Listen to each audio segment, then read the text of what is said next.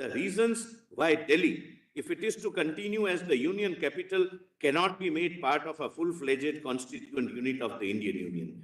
Even under a unitary system of government, the normal practice is to place national capitals under a special dispensation. In France, for example, there is a greater degree of central control over Paris than over other municipalities. In England, I'll come to that, if need be, my learned colleague, Mr. Faras's submission. In England, the police administration of the metropolitan area is directly under the control of the Home Secretary, who does not exercise similar powers in respect of other municipal areas. Apart from reasons which are peculiar to each country or city, there are some general considerations necessitating special arrangements in respect of national capitals. Capital cities possess or come to possess some degree of political and social predominance. They are seats of national governments with considerable property belonging to these governments. Foreign diplomatic missions and international agencies are located in these capitals. They also become centers of national culture and art. So far as federal capitals are concerned, there is also an additional consideration. Any constitutional division of powers, if it is applicable to union units functioning in the seats of national government, is bound to give rise to embarrassing situations. Practice in other countries, administrative necessity and desirability of avoiding conflicting jurisdictions all point to the need for effective control of national governments over federal capitals. It may be recalled that the desirability of excluding the seat of central government from the jurisdiction of a provincial government was one of the main considerations which led to the transfer of imperial capital from Calcutta in 1912. Lordship may skip the rest, 589. It is conceded that the national capital has to be under the effective control of national government, and both New Delhi and Old Delhi have to be treated as a single unit for administrative purposes. There will be a little scope for difference of opinion on its future administrative pattern. Lord, kindly turn the page and come to page 591. In devising a system of government for Delhi, therefore, we must take into account primarily the requirements and aspirations of cosmopolitan urban population. Urban problems such as slum clearance, reconstruction, city planning, recreation, transportation, and primary and secondary education all fall within the domain of municipal finance and enterprise. If we are to be guided by these clear considerations as well as by the experience of other advanced countries. Municipal autonomy for Delhi in the form of a corporation would appear to be the most appropriate method of meeting and reconciling the broader requirements of the national government as well as the local needs and wishes of the people. We have given careful consideration to the argument that a denial to the people of Delhi of the benefits of popular government at state level would be a retrograde step. It has to be realized that if Delhi is to continue to be the seat of central government, it must adopt a model which is sound in principle and administratively workable in practice. People residing in national capitals enjoy an advantageous position and they must be prepared to pay some price for it. It may be pointed out that the legal residents of the District of Columbia in USA, are at present totally disfranchised. Then they say that that should not happen. Last three lines. We are definitely of the view that municipal autonomy in the form of corporation, which will provide greater local autonomy than is the important federal capital, is the right and in fact the only solution to the problem of Delhi. Thereafter, final recommendations are given in the similar terms. Now comes the Constitution 7th Amendment. For the first time, the Constitution is amended based on the report of Justice Fazal Ali Commission. And the concept of union territory comes, and this is very, very relevant. For this reason, when your lordships would examine the constitutional provisions, particularly with respect to services, your lordships would find that there are several amendments made through Constitution's 7th Amendment Act. The constitutional amendments have made provisions by way of amending service provisions, but there is a conscious decision to keep the union territories out. To put it differently, for the first time, the concept of union territory constitutionally comes under the 7th Amendment, with other amendments under the 7th Amendment. But union territory is given a separate treatment and not the treatment which is given to other federating states. So kindly see. Article 1, my lord, this is now post-amendment. India, that is Bharat, shall be a union of states. 1 minute. Which page? I'm sorry, my lord, page 12, para 30. This is reproducing, my lord, the Article 1 post 7th Amendment, which was based on the report of Justice Fazal Ali Commission. Yes. India, that is Bharat, shall be a union of states. The states and the territories thereof shall be as specified in the first schedule.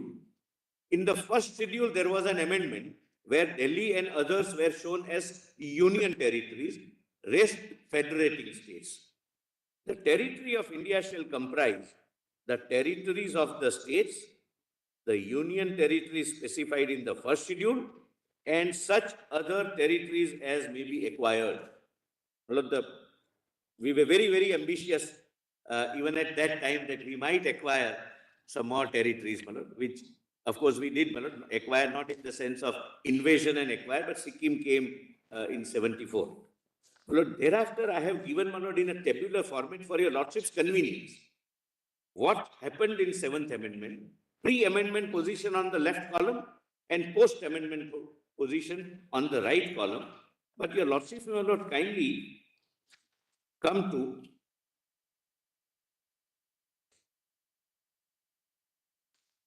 page 21 direct.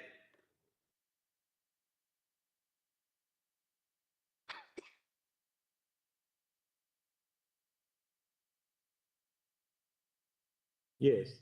Lord, this may kindly be read a little closely. Your lordship knows, my lord, the provisions of services is made in part 14 of the Constitution of India. Part 14 came to be amended by 7th Amendment. That is the lordships would find at 308, my lord, the bottom foot of page 21. Left hand side is pre-constitution, right hand side is post. Interpretation. In this part, unless the context otherwise requires, the expression state means a state specified in part A or part B of the first schedule. Page 21. I'm sorry, your ladyship, it is page 21 at the foot, article 308, which is the first article in part 14 of the Constitution. The heading is services. Services of union and the states. Why, my lord, I show this for 3 reasons, which I will, my lord, assist your lordship with subsequently. Lord, before the constitutional amendment by the 7th Amendment, interpretation was in this part, unless the context otherwise requires, the expression state means a state specified in part A or part B of the first schedule, meaning thereby, even before the Constitution, for part C states, there was no separate service contemplated, which now becomes clear. It was only for the federating states. Now, when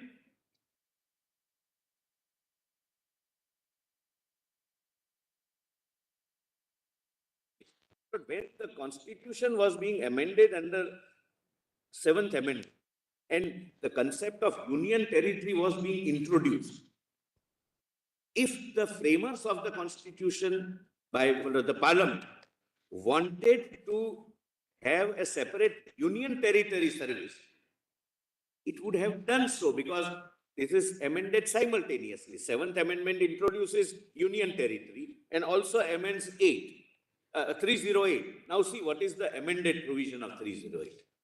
Right hand side. Interpretation. In this part, unless the context otherwise requires, the expression state does not include the state of Jammu and Kashmir. The state as defined under Article 1 under the 7th schedule, that is federating state. Only exception, Jammu and Kashmir for reasons which were prevailing before 2019. Jammu and Kashmir was always used to be excluded. Meaning thereby, the very amendment which introduces union territory does not introduce the term union territory in the chapter which is under the heading of services under the union and the states.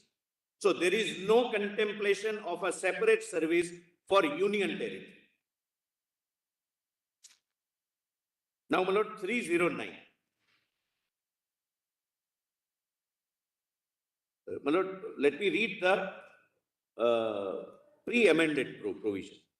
Recruitment and conditions of service of persons serving the union or a state, subject to the provisions of this constitution, act of the appropriate legislature may regulate the recruitment and conditions of service of persons appointed to public services and posts in connection with the affairs of the union or any state.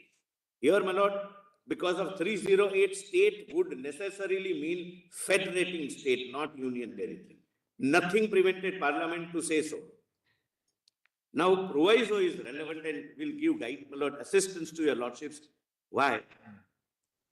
Provided that it shall be competent for the president or such person as he may direct in the case of services and post in connection with the affairs of the union. Lord, UT is affairs of the union, first of all. It's an extension of the union, but leave it at that. Next. And for governor or Raj Pramukh of a state or such person as he may direct in case of services and post in connection with affairs of the state to make rules, etc. Why not I am highlighting? Raj Pramukh was only for Part A and Part B states. There was no Raj Pramukh for Part C states. When the constitution framers, my lord, I'm sorry, the parliament amends the constitution, introduces union territory for the first time by this very amendment. What it says, my lord, it doesn't say, it could have logically said if it intended to introduce union territory to have a separate service. That president for services for the officers under the service of the union, governor for services under the state, and administrator for the purpose of services under the UT. Kindly see, my lord, what it says. My lord, right hand side proviso. Provided that it shall be competent for the president or such person as he may direct in the case of services and posts in connection with the affairs of the union, and for the governor, the Raj Pramukh word is deleted because now A and B states have gone. It became federating states, but no introduction of administrator. And I'll show administrator also comes along with UT by this very amendment. Governor of a state or such person as he may direct in so and so. Now, please see, my lord, in this very amendment, my lord, at page 230, my lord, page 13. The same amendment, 7th amendment, which introduces union territory, also now provides for administrator and does not include administrator in services, does not include union territory in services. Therefore, my lord, my lord Justice Chandrachud, my lord the Chief Justice of India, then my lord said that you will have to read the entry contextually, whether it was ever intended to be given to union territory. And therefore, the word used in 239AA is insofar as the matter is applicable to union territories, Plural, I'll come to that. That's a separate limb of argument. Lord, kindly see. Unamended 239. Administration of Part C state of the first schedule. Lord, the title makes it clear that Part 14 under the heading of services would not apply because it applies to states. And earlier it used to apply to A and B states. This is for Part C. Now kindly see how amendment is made, and that is, my lord, on the right hand side. 239. Administration of union territories, save as otherwise provided by Parliament by law, every union territory shall be administered by the President acting to such extent as he thinks fit through an administrator to be appointed by him with such designation as he may specify. For Delhi, it's Lieutenant Governor. For rest, it is administrator. So, two things, again at the cost of repetition, and kindly pardon me for that. Union territory comes for the first time by this amendment. Administrator comes for the first time for this amendment. But the same amendment, while amending the services chapter, neither includes union territories nor includes the administrator. A conscious omission, a conscious legislative call that there would be union services and services of the state, not services for union territories. Now, your lordship, my lord, kindly now come to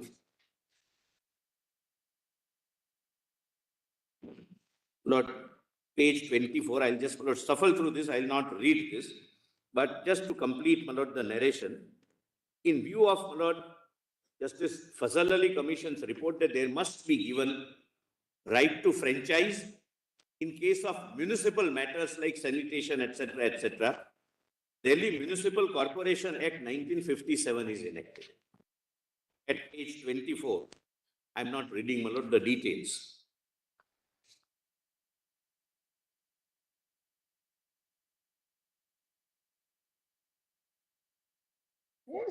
Then, my lord, page 25, Constitution 14th Amendment Act.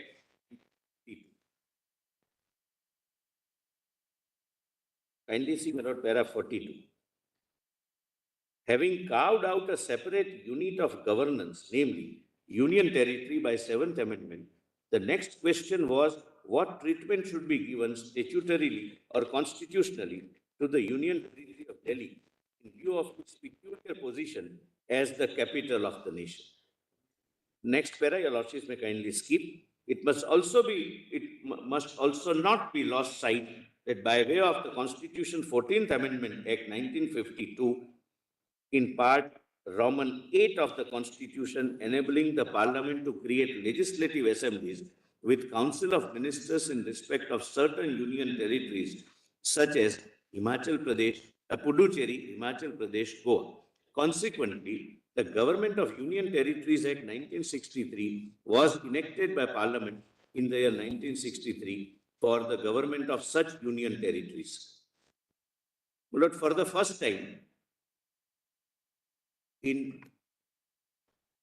our country, there came to be 3 categories consisting of the nation. A, federating states, full-fledged states like Maharashtra, Gujarat, etc. Second, union territories without legislature. And third, union territory with legislature. That happened by an act of Parliament.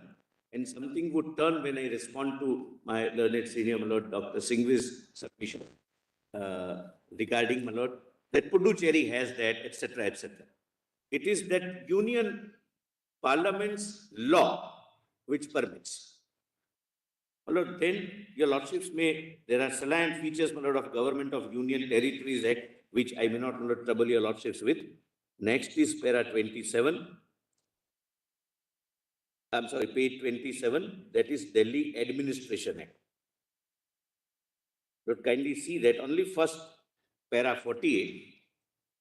In 1966, Delhi Administration Act had been passed to provide for an elected body of Delhi Metropolitan Council, which may propose, recommend legislations to be passed for Delhi.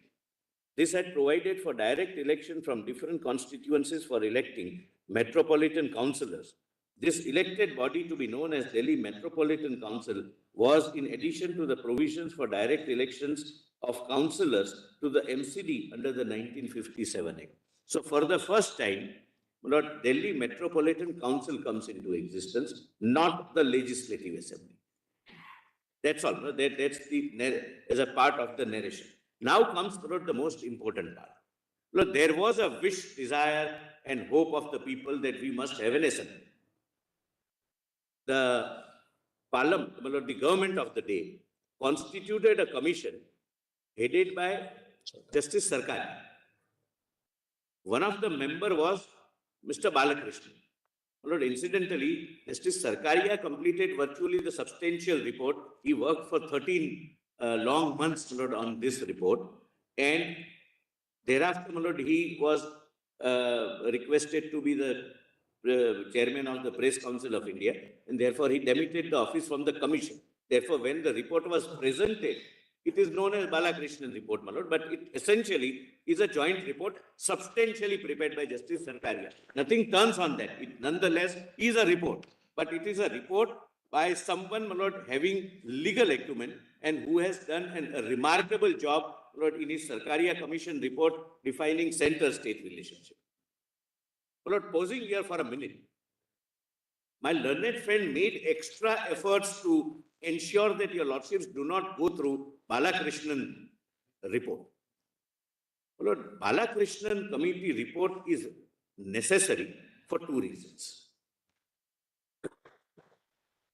Lord, Balakrishnan committee report became the basis of the 69th constitutional amendment which introduced 239AA. It is the basic foundation. That is number one. Number two, the then Home Minister, while introducing the 69th Amendment Bill, in more than one places say that this entire bill is structured based on the recommendation given by Balakrishnan Committee.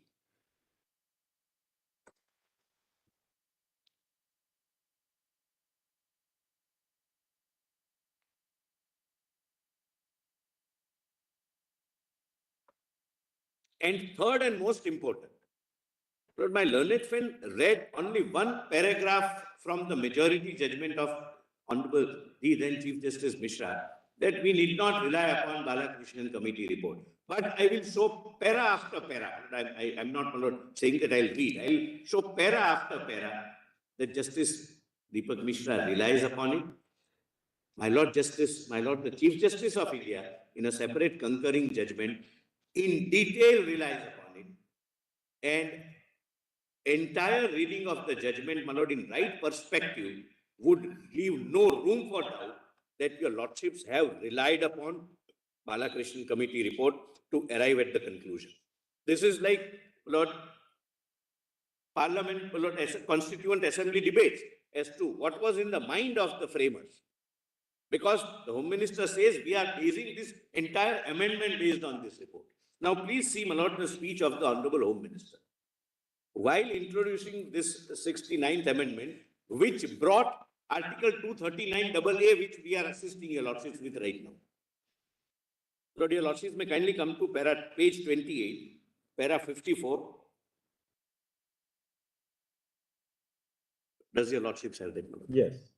The debates in Parliament while introducing the Constitution 69th Amendment Act leave no room for doubt. My lord, I'll just reading. The speech of the Honorable the then Home Minister conveyed the following to the House. As the House is aware, Delhi is a union territory administered under Article 239 of the Constitution. 239 was there since 7th Amendment with administrator. Under the existing law, namely the Delhi Administration Act, there is a Metropolitan Council with elected members and an Executive Council to assist and advise the administrator in the exercise of his functions, other than those in which he is to exercise his discretion. The Metropolitan Council is only an advisory body with no legislative powers. There has been persistent demand for a representative form of government in Delhi and also for removing problems faced by the common man, such as multiplicity of authorities with overlapping functions.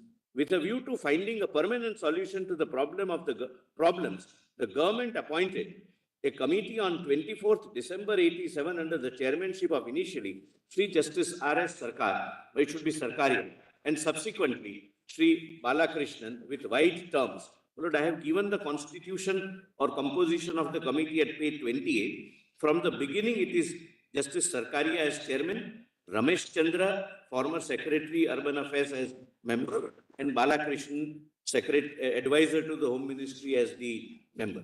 So he was there, my lord, from the beginning. Thereafter, my lord,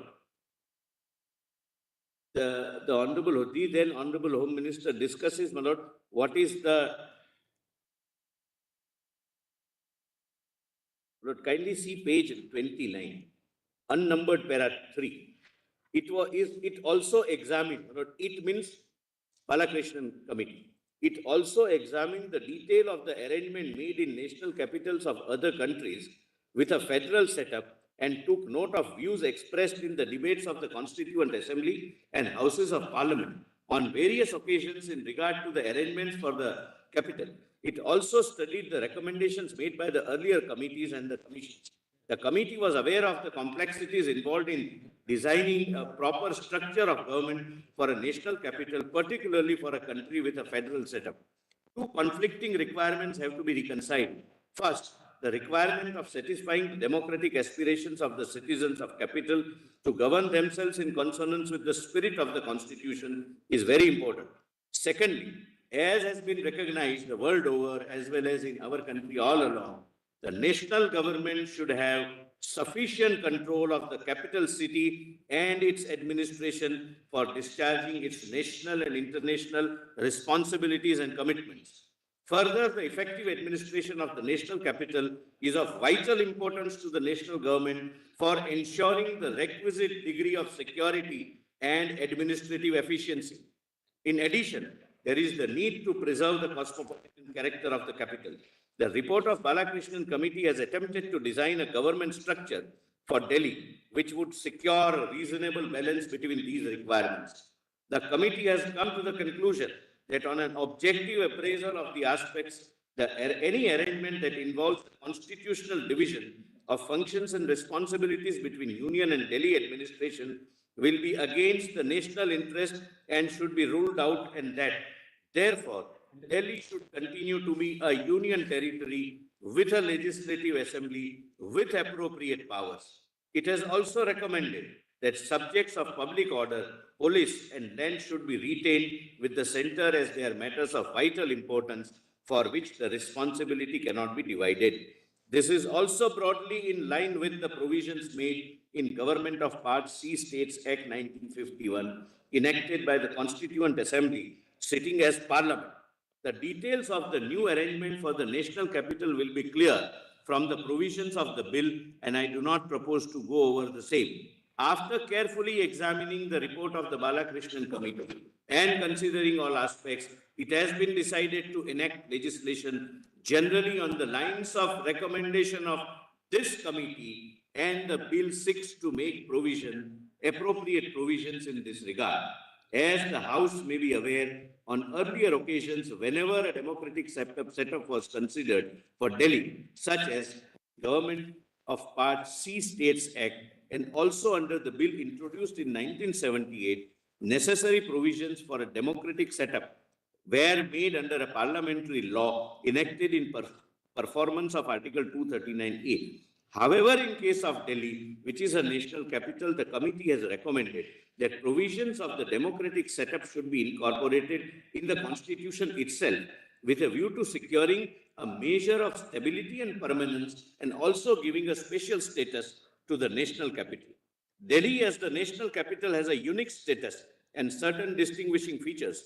In view of the importance for the country as a whole, it should inspire a sense of belonging to all the states, which cannot happen if it is located in the territory of or be controlled primarily by a single state. The arrangements made in this regard to the national capital in other countries, particularly those with a federal setup, and all the thinking that has gone into this subject so far, fully support the view that national capital should be under the full control of national government. Lord, this is precursor to 69th Amendment, which introduced 239AA. The Home Minister says so while introducing the bill. At no point in the past has it ever been considered possible to make Delhi a full-fledged state. The Constituent Assembly went into the matter in great depth. It was observed during the debates that in the capital city, a large federation like ours, the arrangement should be that in the area over which the federal government has to function daily, that is the national government, practically in all details, the government should have unfettered power which is not contested by another and subordinate legislature. This is the intention, and this is how, in my respectful submission, 239AA will have to be read. The States Reorganization Committee and all other committees have reached the same conclusion. Several important national and international institutions like the President, Parliament, the Supreme Court, etc., as well as all foreign diplomatic missions, international agencies, etc., are located in Delhi. It is also a place to which high dignitaries from other nations pay official visits frequently, and it is in the national interest that highest possible standards should be maintained in the administration of the national capital. It is also in national interest that the center should have control over the national capital in all matters, irrespective of whether they are in the state field or union field. Lord, I am not re-arguing the Constitution bench judgment. I am only confining this to the services and the control, Lord, which the very foundation stone of 69th Amendment recognized. If Delhi is made a full-fledged state, it would be constitutionally impossible for the central government to intervene in any matter relatable to state lists, such as public order, public health, essential supplies, municipal services, etc. These are not illustrative. These complete constitutional prohibition will make it impossible for the central government to discharge its national and international responsibilities in relation to capital if Delhi becomes full state. Then 69th Amendment Act comes, which brings in 239AA. Now, this is, Yes. Lord, this is the relevance of Balakrishnan report, and I will read it at the end using my discretion not to read which is not relevant, but to say that Balakrishnan committee report should be discarded may not be a correct assistance to the court. Lord, I am not relying upon, my Lord, I at the outset, my Lord, pointed that wherever word state is used, union territory is outstate, that part of the commission I am not relying on. That, my Lord, the Chief Justice of India has taken care, my Lord, in the Constitution bench.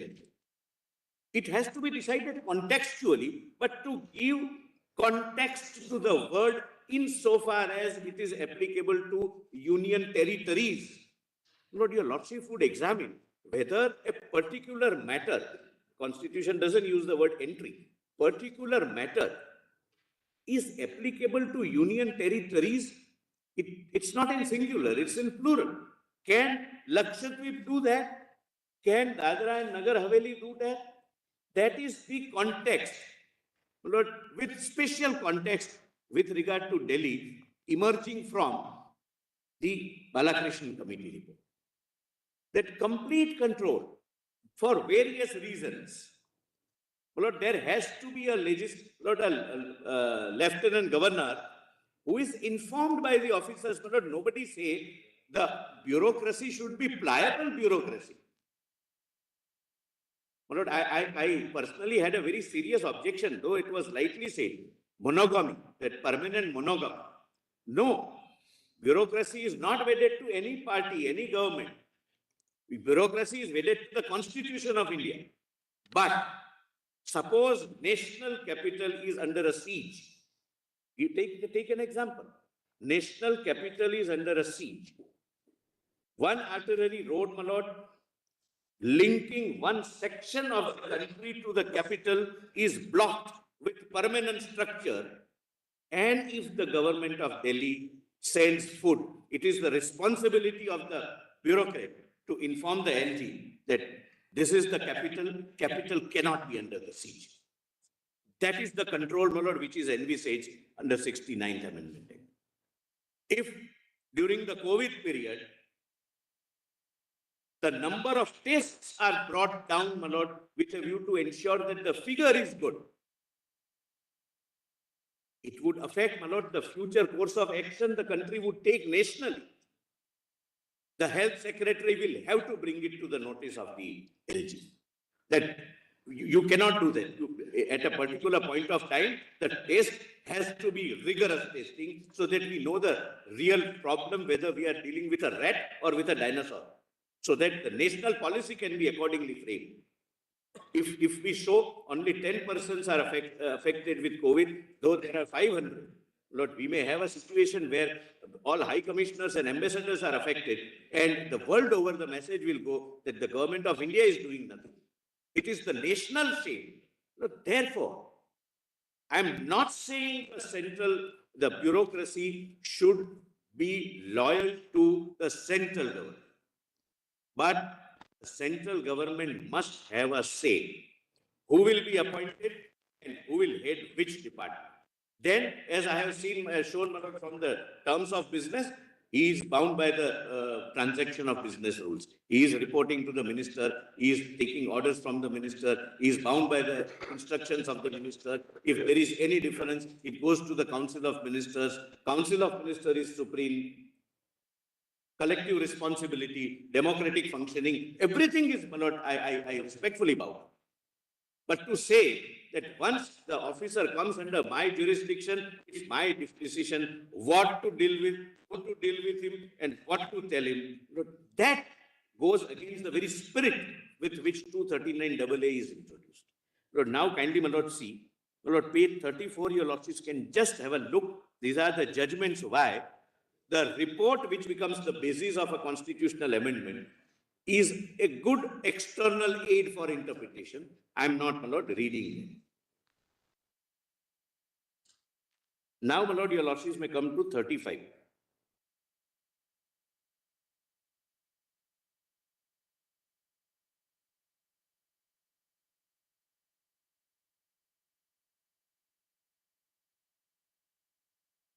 Your lordships have read and reread Article 239AA, but it would take 5 to 10 minutes, my lord, if your lordships allows me to read it, and your lordship reads it with me, the way, my lord, I perceive 239AA to be, which, my lord, gives the supremacy, not only to the parliament, but to the executive as well, because the executive function is always coterminous with the legislative function of the executive, my lord.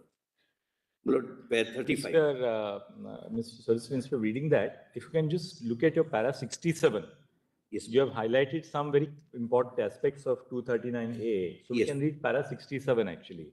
Because you have paraphrased which are those parts of 239A which are crucial according to your submission. Yes, my lord. Only one thing before that, with my lord's permission. May I read 3A only first and then come to 67? All right. Yes, all right. We can read 3A at 35. Yes. Subject to the provisions of this constitution. Kindly pause here for a minute.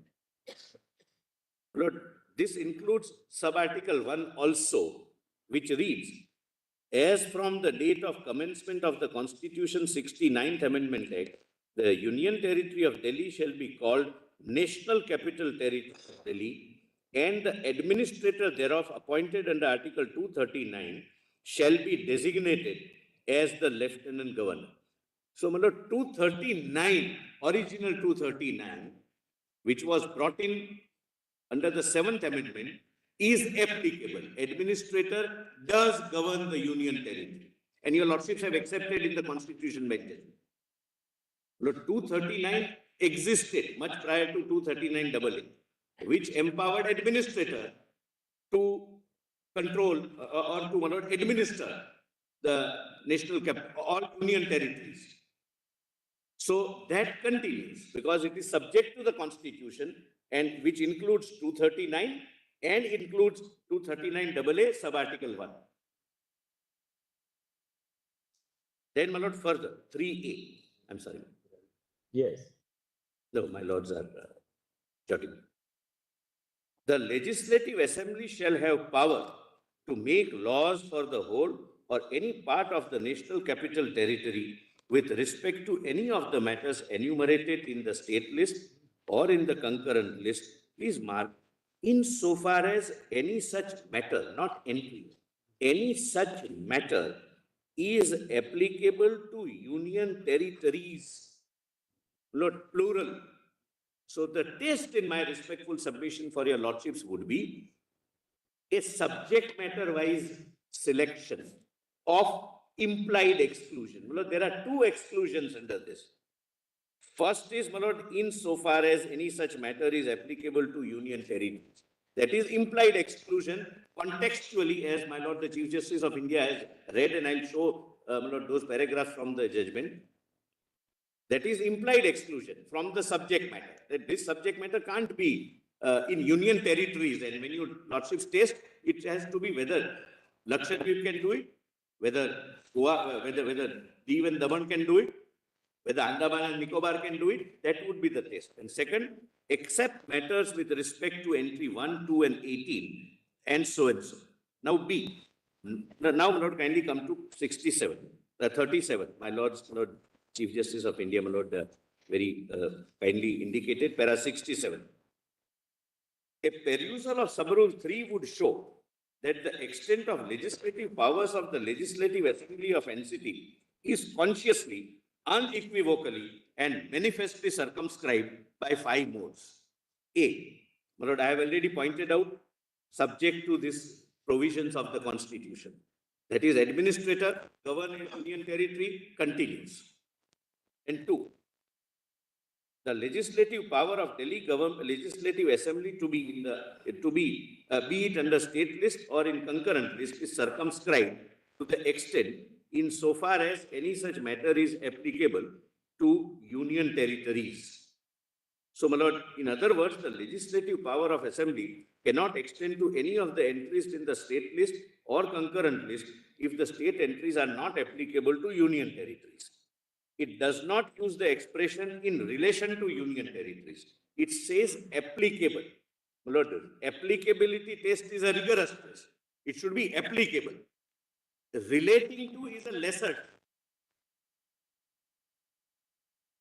Then third is, my lord, specific exclusions, my lord. Those 3 entries and entries relating to them. Lord, again, my lord, the very same article first uses the word applicable.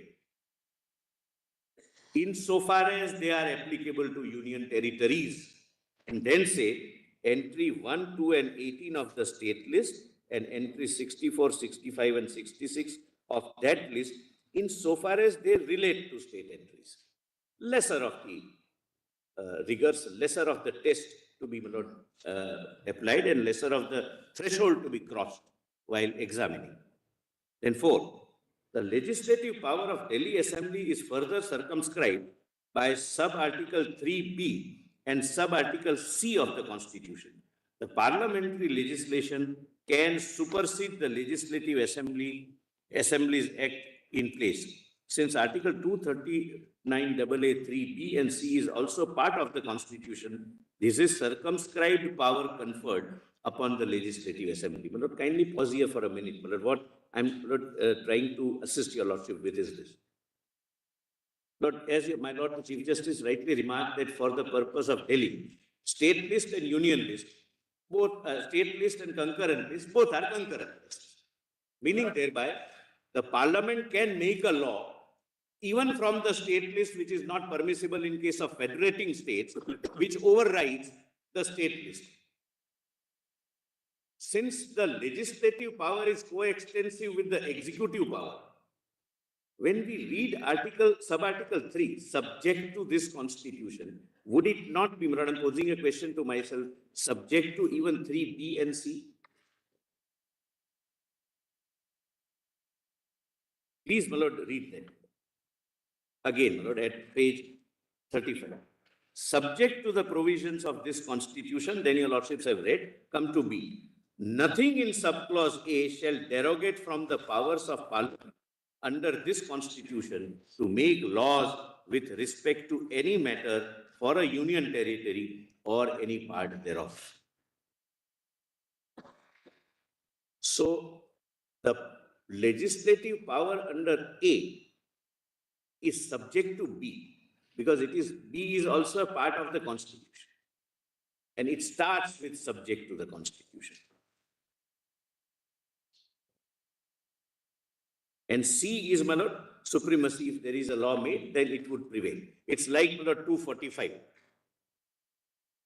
Then, my lord, fifth, I'm on page 38. The fifth limitation on the power is to be found in Article 264 to 246(4), my lord, which I have quoted. Please read, my lord, at the foot. My lord, the title is Subject Matter of Laws Made by Parliament and by the Legislature of the States. My lord, hierarchical list is given. First, union, then supremacy of the state, etc. But 4, Parliament has power to make laws with respect to any matter for any part of the territory of India not included in a state, which includes, my lord, union territory. Notwithstanding that such matter is a matter enumerated in the state list. This is the limitation on the power of Delhi Assembly and supremacy of the Parliament, which my lords have accepted in the Constitution bench. Now, your lordships, my lord, kindly, my lord, skip. I have reproduced, my lord, what the High Court has said. My lord, High Court accepted our proposal, my lord, our argument, my lord, but I'm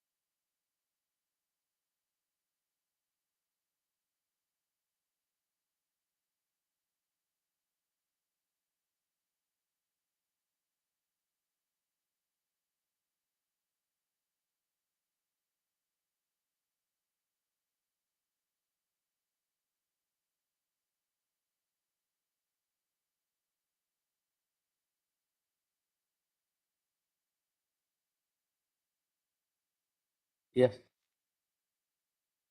Just before I take note, just for one repetition, kindly read 246(4). Just for my notes consideration. I think I could not make myself clear. Two. Page 38, 246, Article 246. Parliament can legislate with respect to any territory which is not included in a state. Included in this. I think you read it. You read it, yes. Yes. So now coming to page 41, the heart of the matter. The scope of the expression insofar as any such matter is applicable to union territories. Page 42. But before I read this, let me make one statement after reading Constitution Bench. The majority view, not majority, it's a concurring view, my lord, but judgment of my Lord Justice Deepak Mishra, as my Lord swear, does not deal with this interpretation at all, and I'll make that good. Well, the submissions were that even majority is accepted insofar as doesn't mean anything. They have not touched upon this. My Lord, the Chief Justice of India has touched upon it. Kindly, my Lord, come to page 42, page 42. I have quoted para 316 of my Lord, the Chief Justice of India's view on insofar as. Otherwise, the majority doesn't say a word about it. And I have noted the paragraph in which para what is saying. This is not touched upon. Where are you reading now? Lord, page 42. Yes, I got it. Para 316. Lord, this is quotation from my Lord, the Chief Justice of India's view in Constitution. Part of 71. Part of your para 71. Para 70. But yes, part of my para 71. But the paragraph of the judgment of CB is 316. Clause 3 of Article 239AA defines the legislative powers of the Legislative Assembly for the NCT. Subclause A empowers Legislative Assembly for the NCT to enact law with respect to any of the matters contained in the state concurrent list of the 7th schedule of the Constitution. Now, please note, this is your Lordship's finding. The ability of the Legislative Assembly is circumscribed insofar as any such matter is applicable to union territories. Learned Friend may not read 3 other paragraphs without giving a context of 316. The Legislative Assembly can hence enact legislation in regard to the entries in the state and concurrent list to the extent to which they apply to a union territory.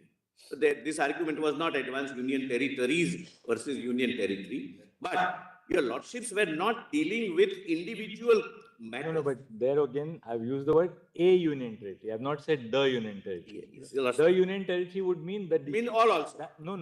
The union territory would mean the union territory which is enacting the law. A union territory means all union territories. Lordships are right. I'm grateful, Lord. I missed that. I missed that. Your Lordships are right. Then your Lordships were very careful. But your Lordships, Lord, it never fell for your Lordship's consideration subject-wise. Your Lordships have made it very clear. All, Lord, the 3 views. Small thing was, it might be better to read 316 from the judgment, because he's only quoted part of it. But I'll read, Lord, Only 316. Yes. This is only- Lord, it is page 4, you are right. Page 4647. Why don't we do this? Since we are all on soft copies, can we just look at the hard copy of the judgment for a moment? Others, or we have the judgment. We can go back and come back to this. We are on page 45 of your submissions. That's okay. Yeah, no problem. It's 316. I'll just the main- save our marking. Where is the judgment? Just for Lord, it is Volume 2. volume volume 2, Just give us four- the period.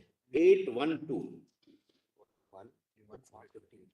Sorry, volume 1, bookmark 59. First part. 4829. Convenient, volume 1, Page? 4812, is it? Correct. Plus, maybe 4 pages. Yes, you got it. मिला आपको? मुरारी भाई मिला आपको? It's a ये PDF and a half है paragraph. 4816 देख It लीजिए. is over 3 pages. 4816.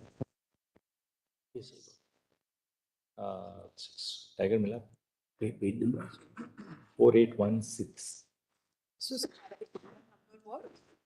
There are three ones. 3 1. Hima, you got it? It's 4816. Narsima Mila. So, my lord, the Chief Justice of India has converted all of us into this. Actually, COVID converted all of us to. Yes, yes. That's really what gave us the opportunity. I am, my lord, my learned friend also, my lord, admitted. No, but I'm very happy. I was noticing even Dr. Singhvi was, reading using his. We were, both of us were in fact struggling with thing, well, not but notings with some selected pens, of which both of us are fond of. Well, that pleasure is. Problem with this soft copy is that the pleasure of writing with a thick nibbed pen is lost. That's the common. Don't share with us. That's a different kind of pleasure. That's common. Well, interest. Or writing, using your own ink. I won't name the Using council. thick nibbed pens with different things. Different colors. You can do all that with the slide. That's true. Possible. Colors are available. You just size The something thick here nibbed and pen is. Yes, but I won't we can't name- get the thickness of the thing. I won't name counsel, but when I was a young lawyer, we used to have senior counsel in Mumbai who used to mix their own ink. I see. So we had a very learned counsel who used to use, use what he called burgundy. Again, So burgundy, he would mix the black pink, you got this ink called pink in those days. So he would mix black and red, so it became burgundy. the delightful color because now it comes ready-made and mixed. Now, my lord, there are. So many shades of burgundy. But I said it. But for example, Lecture, that you are my mentor. for example, Mr. Mehta, I said in the lecture in the some university convocation that so far as this use of this technology is concerned, he is my mentor. I know, but my lord, He equally, taught I must me and say, he I forced can me. also, First of all, he forced me, then he taught me. Then I started. But he had an open mind, so that it just made it easier. We used to be sitting in our own home offices at the height of the pandemic, when everything else was shut. And we would have two sets of, one desktop and a convenient. laptop open. So One has to change with the time. Otherwise, you can't pace. You can't progress in the life. Life should not be static. initially, we didn't have a breakout facility. So what we did was, Shah and I, we used to have a separate desktop open. So we'd mute the lawyers and then talk to each other about something about the case, what to do in a small matter or a big matter, whatever. Later on, we developed the breakout facility, which made it much easier because you just had to tell the lawyers, Correct. could we just go into breakout for 2 minutes? And then we'd just go into the breakout mode and then have a conversation, which was just between the judges would be the conversation. So the when beginning. some honorable judge, my lord, is struggling with this, Lord, gives us a satisfaction. Hope you get it this way. No, No. But all colleagues really started, with the yes, pandemic. I mean, yesterday, I remember just Hemant Gupta and I sat, then Brother Shah and I for a long time we sat together, then Justice Vikram Nath, Justice Suryakant, Justice Rastogi, so many almost colleagues who everyone. Remember sat. yesterday on And of that, course, all of us had to get Justice Hima Kohli. with my learned friend, my lord, on struggling of the judge, my lord, and what is the reaction of the member. Some good complaint I shared with my learned. No, but just like that, because COVID has so many positive aspects. One of them, the worst nightmares always have positive aspects to this. The Yes. power of minimalism, the power of digital work. Power of digital media. Now, my lord, almost all councils have conferences virtual. It saves time, money, energy, comfort, everything because three people coming from Bombay, etc., wasting 2-3 days, coming prior. This is that they join and this has changed the way of life for better. There's always a silver lining. Lord, No, sir, that is the life. Otherwise, it is seen every bad thing. You have to see the good thing.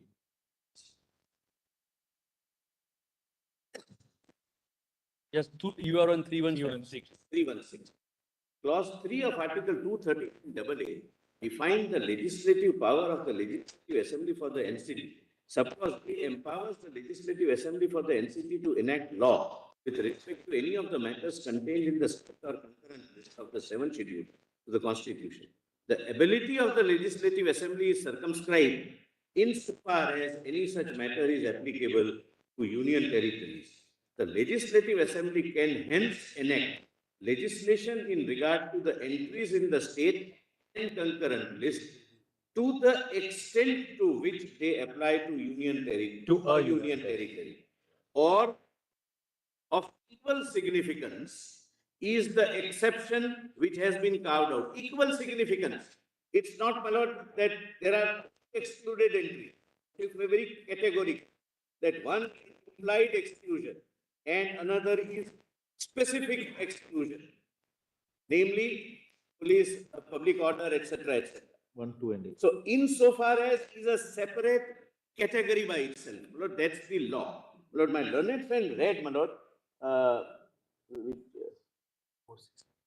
462 and 463. But that, my lord, will not dilute your lordship's inherent finding, my lord, in this. Can I let it read the rest? So let's, after that, where I've quoted those entries, can we just see Placidum B on the next page, just to sort of give us a little time to reflect on it, that's all. Placidum. The legislative. Yes, my lords have quoted, I skipped the quoted part. Yes. The Legislative Assembly is disabled from enacting laws governing the above entries, which deal with offences against the laws referable to the state list, jurisdiction of courts and fees. Insofar as they relate to public order, the police and land, this is a constitutional indication of the fact that NCT has been considered to be of specific importance from the perspective of the nation, to exclude three important areas which have a vital bearing on its status as a national capital. Apart from the exclusions, the overarching importance of a regulatory power of Parliament is underlined by the conferment upon the Parliament of legislative power over states, as well as concurrent list, subject in the 7th schedule. Unlike state legislative assemblies which wield legislative power exclusively over the state list, under the provisions of Article 246(3), the Legislative Assembly for NCT does not possess exclusive legislative competence over state list subjects. By a constitutional fiction, as if it were, Parliament has legislative power over concurrent as well as state list subjects in the 7th schedule. Subclause C of clause 3 of Article 239AA contains a provision for repugnancy. Similar to Article 254, a law enacted by the Legislative Assembly would be void to the extent of repugnancy with a law enacted by Parliament unless it has received the assent of the President. Moreover, the assent of the President would not preclude Parliament from enacting legislation in future to override or modify the law enacted by the Legislative Assembly. Hence, the provisions of clause 2 and 3 of Article 239AA indicate that while conferring a constitutional status upon the Legislative Assembly of NCT, the Constitution has circumscribed the ambit of its legislative powers, firstly by carving out certain subjects from its competence, vesting them in Parliament, and secondly by enabling Parliament to enact law on matters falling both in the state and concurrent list.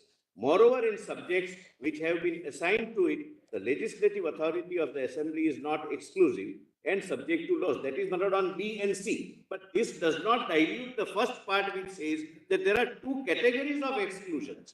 One, implied insofar as they are applicable to union territories. And second, specific exclusions, namely 3 plus 3, 6 entries. Mr. Solicitor, also now in that, since we are on my judgment, on that part, insofar as is applicable. That's which, right. Which Dr. Singh, can we just here at this page again go Yes, to that? I'm coming to that. Solicitor, just show it from this only. Now we have opened this. Yes, so that yes, you yes. can- I'll just give the page number. 4882. 460. 452, 452. 488. 488. No, 8 page 488. Yes, correct. Let's just, Para is 460. because then we can marry both together and have a complete 488. perspective. Okay. PDF 488. Yes. मिल गया? My learned friend wants to read your lordship's, my lord the Chief Justice's judgment to say that there are only 3 categories which are excluded. So insofar as is virtually superfluous. No, I think that Dr. Singh was referring to Chief Justice Deepak Mishra's judgment. Lord, that, my lord, I'll take your lordships, not read, my lord, but Right. Now, para just- by para, just- what it contains just- doesn't touch Solicitor, let's focus on 460. 460. Brother, I- was saying, just Narasimha was also saying. In the state list and the concurrent list of the seventh schedule, there are numerous entries which use the expression We can state. skip that. These entries are illustratively catalogued below. Lord, I may skip the entry. 461, 461. Article, I'm sorry. Yes. Yes. Article 239AA3A permits the Legislative Assembly of the NCT to legislate on matters in the state list except for entry 1, 2 and 18 and entries 64, 65 and 66 insofar as they relate to earlier entries. And on the concurrent list, insofar as any such matter is applicable to union territories. 460. In forming an understanding of these words of Article 239AA3A, it has to be noticed that since the decision in Kanyan, right through to the 9th-judge bench decision in NDMC, it has been held that the expression state in Article 246 does not include a union territory. The expression insofar as any such matter is applicable to union territories cannot be construed to mean that the Legislative Assembly of NCT would have no power to legislate on any subject in the state or concurrent list merely by use of the expression state in the particular entry. This is not a correct reading of the above words of Article 239AA3A. As we see below, that is not how Parliament has construed them as well. But I'm not, Lord, joining any issue. I at the outset said that yes, mere use of the expression state would not mean that the entry is excluded. It will have to be seen contextually whether on that matter, not entry, on that matter, any union territory can legislate or not. Then, my lord, 462. Section 7(5) of the GNCTD Act provides that salaries of the Speaker and Deputy Speaker of the Legislative Assembly may be fixed by the Legislative Assembly by law. Section 19 provides that members of the Legislative Assembly shall receive salaries and allowances as determined by the Legislative Assembly by law. Section 43(3) similarly provides that the salaries and allowances of ministers shall be determined by the Legislative Assembly. However, Section 24 provides that a bill for the purpose has to be reserved for the consideration of the President. Parliament would not have enacted the above provision unless legislative competence resides in the states on the above subject. The subjects pertaining to salaries and allowances of members of the legislature of the state, including Speaker and Deputy Speaker, and of the ministers for the state are governed by entry 38 and entry 40 of the state. The GNCTD Act recognizes the legislative competence of the Legislative Assembly of NCT to enact legislation on these subjects. The use of the expression state in these entries does not divest the jurisdiction of the Legislative Assembly, nor are the words Article 239AA3A exclusionary or disabling in nature. Lord, in the context of the word state, Just read on. The purpose. the purpose of the above narration is to indicate that the expression state is by itself not conclusive of whether a particular provision of the Constitution would apply to union territory. Now just go slow on the next sentence. Just very slowly. Just read the next sentence. Similarly, it can also be stated that the definition of the expression state in section 358 of the General Clauses Act, which includes a union territory, will not necessarily govern all references to state in the Constitution. So now just pause here. That is, there are two things.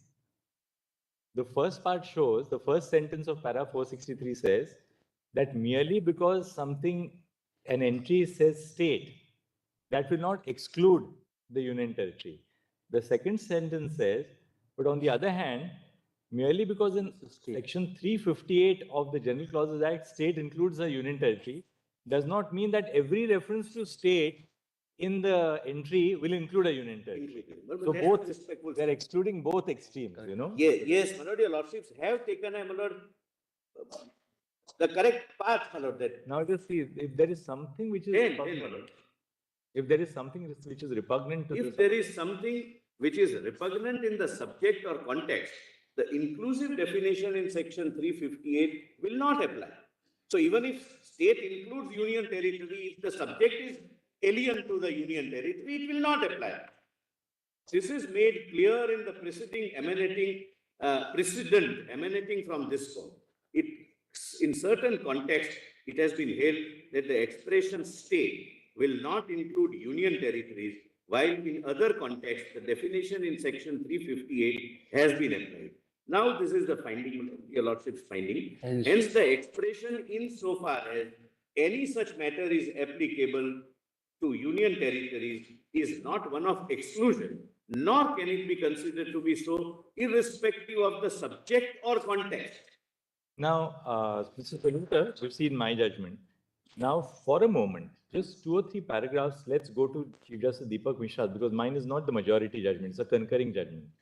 We've taken the same conclusion, but on this, Justice Mishra spoke for himself, Justice Khanvilkar, And Justice Sikri. and Justice Sikri. My Lord Justice. And there was a concurring opinion by Justice Ashok Bhushan also. Yes. Both Justice Bhushan and I spoke, right, separately. One issue. Dissented on one issue. Sorry, Justice Bhushan dissented on. on one issue. Otherwise, it's also another concurrent. No, there is no dissent. No, there's no. In this, One issue, Manoj. Plus the way, plus just, although the proceedings of This this court concurring opinions, once your lordship reads Justice Bhushan's opinion on the aspect of whether union government has parallel executive power, he says it does. Whereas one of the other 4 judges, including your lordship, say, I mean, your lordships don't opine on it. My Lord Chief Justice has not opined on that aspect. And the majority, that is Justice Mishra speaking for Justice Sikri and Khanvilkar, says that there is no parallel executive power. So on that limited point, Justice Bhushan is in dissent, although the proceedings say that both the opinions are concurrent. No. I will show, Manoj. That is Now, not a very just 1 correct or second, accurate. just to bring focus. Now, we've seen my aspect. I will refer to insofar as is applicable. Now, according to you, Chief Justice Deepak Mishra does not deal with insofar as is applicable. Now, just let's see the conclusions of, before conclusions, para 224 and 245 of Chief Justice Deepak Mishra's judgment. If you can just, any of the juniors in the matter can give us the page, that's all. For that, Manoj, just for my. So there's something in my mind, actually, we are stretching your argument. Solicitor, we are trying to stretch your argument. That's why we are telling you something which may help you. 7, the PDF page. 4773. 4773. If I may assist, para 39 of the majority, read with paras 224 I'm going to read everything, Doctor. on this issue. This narrow issue. So whenever Dr. far. Singhvi intervenes, I get the satisfaction that I'm on the correct line. Because he would not disrupt his opponent when he is committing a mistake. So your lordships, Lord, are on page para 222. 224. Well, I'll read 222. 239. So that is PDF page PDF is 4. 4777.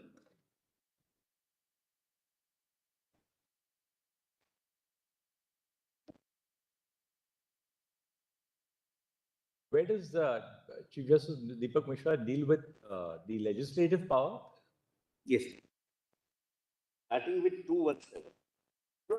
Therefore, I wanted your lordships to see on some of the paragraphs and with profound respect say that the conclusions may not be read in isolation because there is no discussion with regard to some of the conclusions.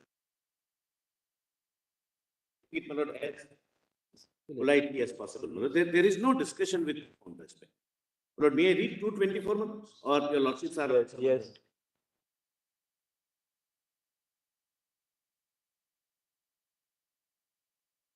(224). 224. I'll read with my Lord's permission. Article 239 AA4 confers executive powers on the government of NCT of Delhi, whereas the executive power of the union stems from Article 73 and is coextensive with Parliament's legislative power.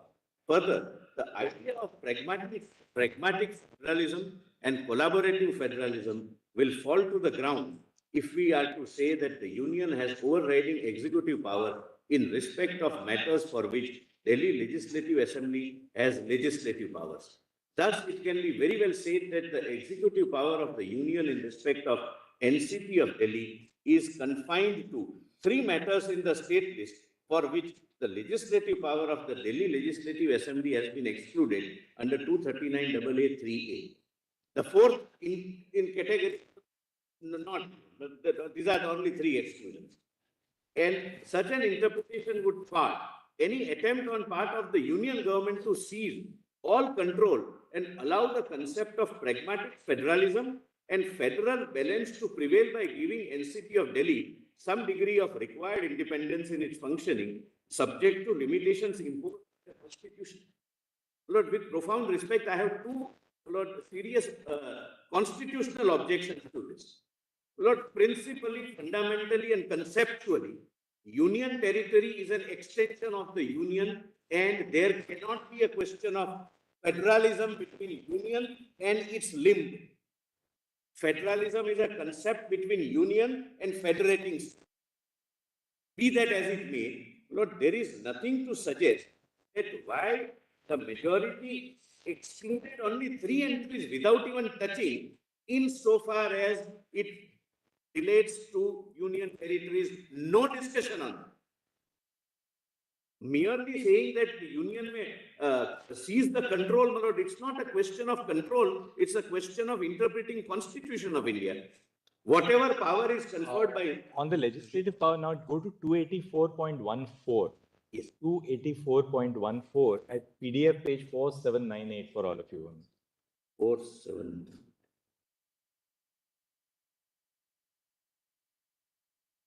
That's the conclusion. Yes, that's the conclusion without any discussion. And I'll not... I'll make that good, my lord. Kindly note that, bear that in mind. This is the conclusion, but there is no discussion why this conclusion is reached. And I will take your lordships to para by para without reading it, that what this para contains. No insofar as discussion. The interpretative process, this dissection of Article 239 AA 3A reveals that Parliament has the power to make laws of the National Capital Territory of Delhi with respect to any matters enumerated in the state list and the concurrent list. At the same time, the Legislative Assembly of Delhi also has the power to make laws over all those subjects which appear in the concurrent list and all but three excluded subjects in the state list. No discussion on insofar. This, according to, doesn't factor in insofar as is applicable at all. Is not called upon. Not called upon to decide. That's the reason. That you can find.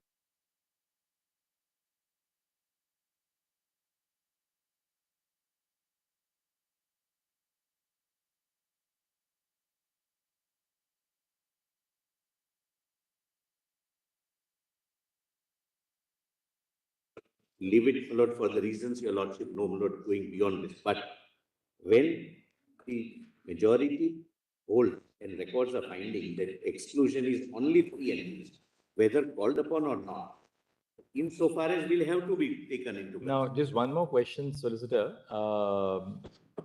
This conclusion in 284.14, where is the substantive discussion on that in the judgment? Anything specifically that everything? Let me, my lord, take your lordship.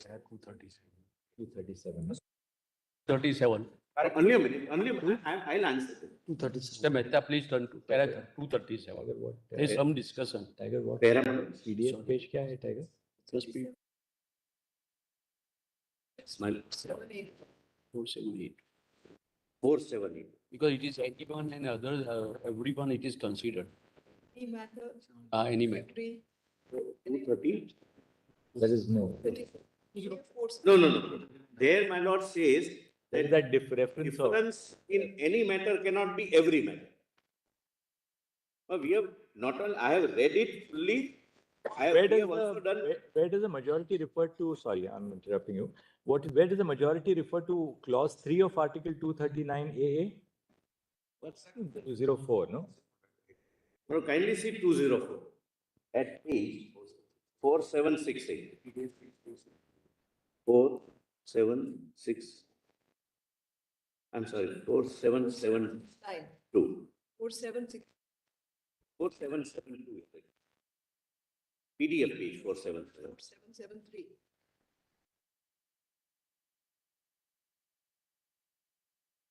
Lordship have page 4768. Yes. 768. We have Needs 4773 now. 204 में 4769, problem. So, yeah. Lord, Just see 204 again, just read it. 204, my lord, I'll just. Drawing an analogy. Yes, my lord. while interpreting. Drawing an analogy while interpreting the provisions of Article 39AA3A and Article 239AA4 would reveal that executive power of the government of NCT of Delhi is coterminous with the legislative power of the Delhi Legislative Assembly, which is envisaged in Article 239AA3 and which extends. And which extends refers to the legislative power. Yes. And which extends over all but three subjects of the state list. How? There is no discussion. Why only three? What is the meaning of insofar as? Not one line, my lord, not even. My lord, we.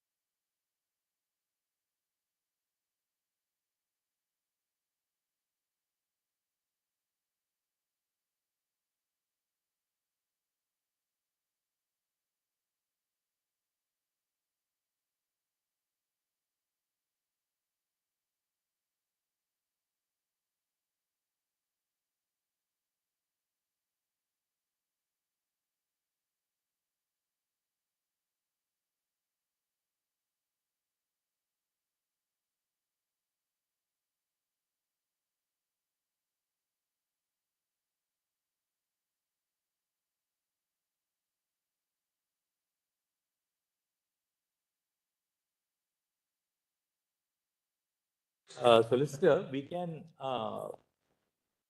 the Constitution bench, we can also approach, this is what I was sharing with my learned friend, I put it to you because otherwise if you are wrong, you can immediately respond to us.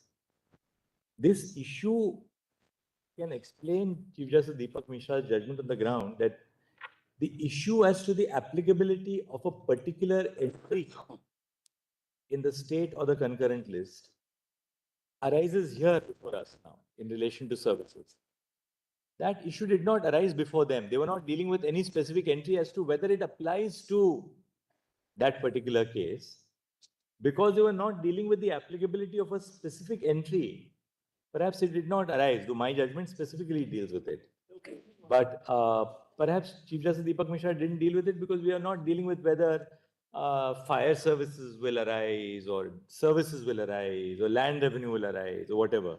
So broadly, the learned Chief Justice said these three entries will not apply to the Delhi Legislative Assembly. You don't have power in respect of those three entries. Apart from that, you have power over everything. Yeah, there are two respectful submissions. Whatever your lordships are never wrong. No, nothing of the sort. No. Lord, first, in my respectful submission, any discussion or analysis of Article 239 will necessarily remain incomplete without touching upon this phrase. But with that, solicitor, that you need not labor upon at all. It is, of course, it's a part, and we have to explain that. We are with you on that. There's no question about it. In the Constitution bench, it remains incomplete. Number two. Now we have to decide what is the impact of the phrase. What we are getting, can, despite this, correct? And in that case, the bench had no occasion to consider. We can consider and we'll consider it. That is now we have to deal with it squarely. Would your lordships, for my satisfaction, come to para 217, how it is considered? There is only one para where this phrase finds. And my lord, kindly bear, I'll just read. Subclause A of clause 3 of Article 239 AA establishes the power of Delhi Legislative Assembly to enact laws for NCT of Delhi with respect to matters enumerated in the state list and or concurrent list, except insofar as matters with respect to and which relate to entry 1, 2, and 3. Insofar as the Lord is here, but then no, where is insofar as? Even there it's not dealt with. Lord, 219. Lord, my relation wants me to read 21. I read 219. What you're saying is, See, to this thing, it is correct that with respect, what is the operation of insofar as is not a subject matter of this paragraph is what you're saying. To this extent, with respect to entries 1, 2, and 18, the statement as it stands is correct. If for specific, therefore, that aspect is not considered here. For specific exclusions, Yes. it is correct. But Lord, kindly see now 219. So everywhere we get it only in that. See now 219. That is where, my lord, the difficulty starts. Thus, it is evident from clause 3 of Article 239 AA that Parliament has the power to make laws for the NCT of Delhi on any of the matters enumerated in the state list and the concurrent list, and at the same time, the Legislative Assembly of Delhi also has the legislative power with respect to matters enumerated in the state list and concurrent list, except matters with respect to entries which have been explicitly excluded. actually, solicitor, let me formulate it like this. As a broad principle, the Parliament as well as as a broad principle, let me go step by step. Parliament as well as the state legislature, in the case of the Delhi Assembly, let me do it like this. Parliament in the case of the Delhi Legislative Assembly, in respect of GNCTD, Parliament has powers to legislate on the state list and the concurrent list. No difficulty about Parliament. The Delhi Legislative Assembly, too. The Delhi Legislative Assembly does not have the power to legislate in respect of entries 1, 2, and 18, and entries 64, 65, 66, insofar as they relate to 1 to 18. Positive statement about Parliament, exclusionary statement about the Delhi Legislative Assembly. Now, the third aspect. The Delhi Legislative Assembly has the legislative power to legislate in respect of all entries in the state list and in the concurrent list, insofar as those entries are applicable to union territories. That third aspect, according to you, is a limiting feature, which has not been noticed by the judgment of the majority in the NCTD case. No doubt about the fact that Parliament has the power to legislate entirely in respect of the state list and the concurrent list. No dispute about the fact that the Delhi Legislative Assembly has no legislative jurisdiction over entries 1 to 18, 64, 65, 66, insofar as they relate. Specifically. But third, even in respect of other entries in the state list and concurrent list, other than 1, 2, and 18, the Delhi Legislative Assembly has the authority to legislate only insofar as those entries are applicable. I bow. Only insofar as they are applicable to union territories. Now, moot question. Does the legislative entry of services relate to the union territories? Are they Implied expression, the implied expression. Are they applicable to union territories? But only, I bow down. Only last. Now there, Mr. Solicitor, we'll stretch your argument. Your argument is that you're not contending that the Delhi Legislative Assembly will not have legislative jurisdiction over services merely because entry 41 uses the expression state. Okay, yes. Because that you're trying to bring it within the fold of my judgment. I also say that, well, merely because state includes union territories in 358 of the General confirmed. Act, it doesn't mean that every item in the state or concurrent list which refers to state will also include union territories. Because if the moment you say that, then the words insofar as may be applicable will cease to have meaning, right? Isn't it? So now, according to you, if you look at part 14 of the Constitution, which was amended by the 7th Amendment to the Constitution, consciously a departure was made while amending the Constitution not to bring in union territories into part 14 of the Constitution. So now I think what you really need to focus on is, Sir, how do you tell us that you admit I'll that immediately come on. services were never intended to be. That is right. I'll immediately do that. Only, my lord, my worry. I bow down. It's not my attempt to. Second aspect, I think two things which you may, as you're having your lunch, you may focus on these two aspects. One, how do you argue that the legislative control over services were never intended to be part of the legislative powers of the Delhi Legislative Assembly? Two, even if we concede your argument that legislative authority over services is vested exclusively in Parliament, what about the executive power of the Delhi government? It is always coterminous. If I don't have No, not legislative power- necessarily. No, it's not. Not necessarily. That's the problem with, that's an area which we will have, as Brother Nassim also said. Because even if Parliament has legislative control over certain areas, the executive control over those areas is still vested with the states. Till a legislation is made by the Parliament. And the state here, union territory may vest in union territory, which in facts I'll show, my lord, in law, could mean LT. That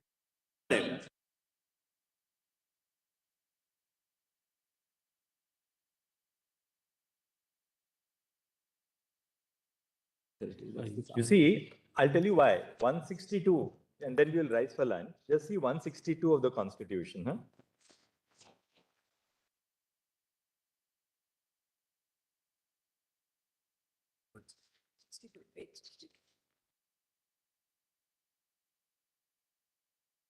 See the proviso to 162. yes, provided that in any matter with respect to which the legislature of the state and parliament have power to make laws, the executive power of the state shall be subject to and limited by the executive power expressly conferred by this constitution or by any law made by parliament upon the union or authorities thereof. So I'll have to show this. That's my Lord Justice Narasimha. And you have to point out another thing that so far as the other union territories are concerned, correct, how the executive functions are being carried out. Through administrator. I'll show that. That is what ultimately. Please, sir. But suppose a subject is exclusively entrusted to Parliament, right? By in list 1, list 3, there's no problem. Suppose a subject is entrusted exclusively to Parliament in list 1. Does the state exercise executive power? Can the state exercise executive power in respect of that subject? A, the state.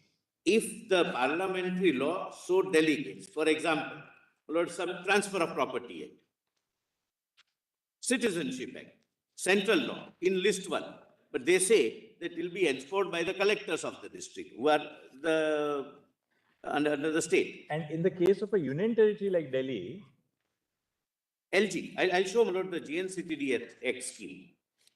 LG is the authority. we can. Okay.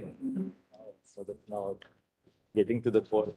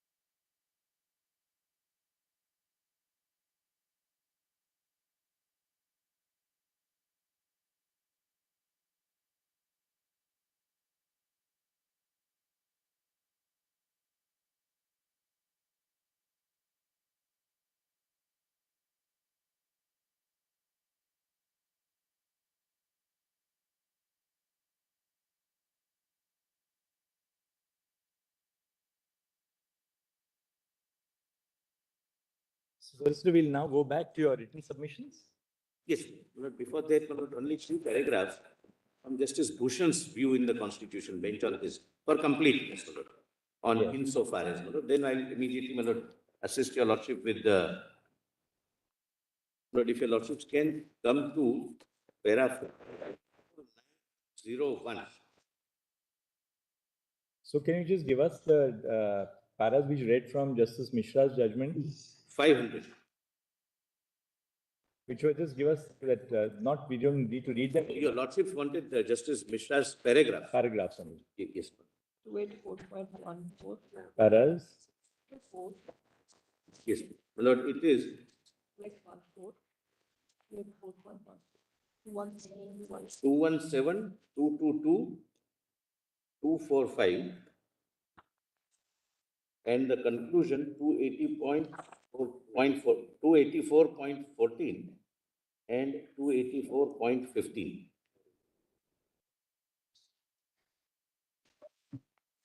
yes. And I'm sorry, no, 204 also.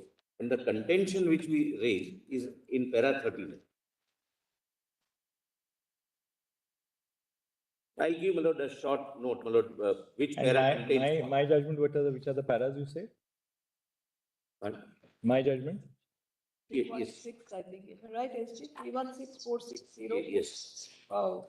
316, my lord, and 463. 460, 461, 462, and 463. Now we go to Justice Bhushan.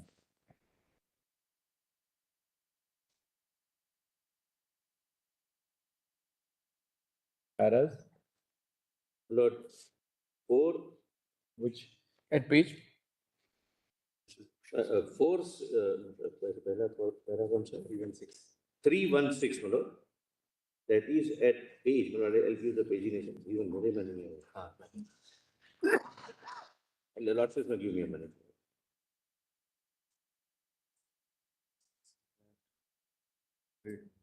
Four eight one two, my lord. PDF page 4812. 4816, sorry. Because first four paras are then 421.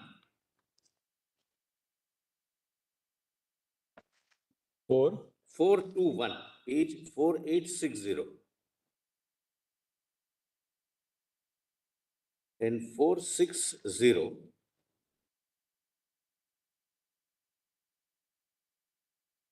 That is 1 page. 4860. 4860.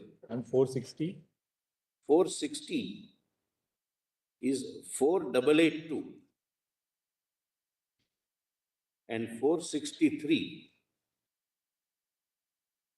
4886. yes. Incidentally, my lord, if your lordship would like to, my lord, mention, my lords, the Chief Justice of India was also pleased to quote the transaction of business rules, which I read yesterday, that Yes. my lords would find, my lord, in para 407 at 4854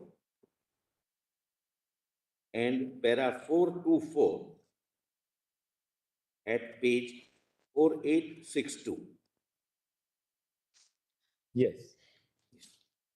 My lord, on the same, the two paragraphs of my Lord Justice Bhushan's judgment, my lord, Bhushan's view. Para 500, my lords. 4901, my lords. 49. 01. Page,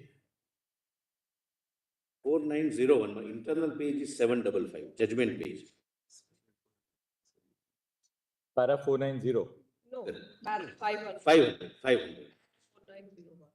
At 4901, I'm obliged to let it show.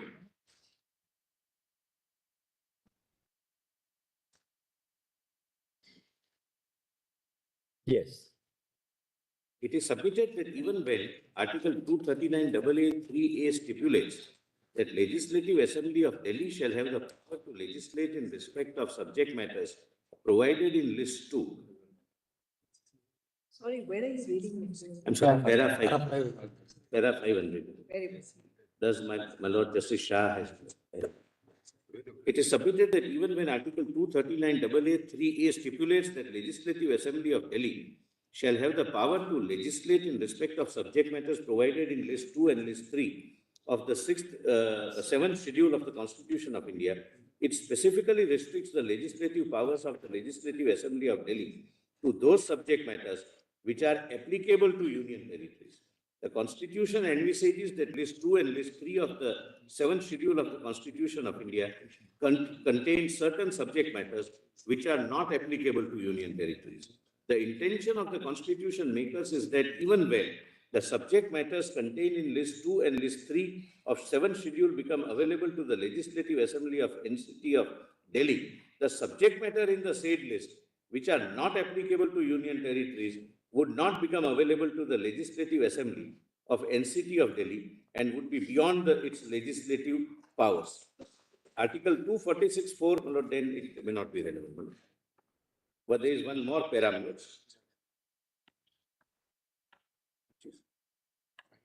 550. 4927 of PDF. 550. Four, Same conclusion. para, 550. 550.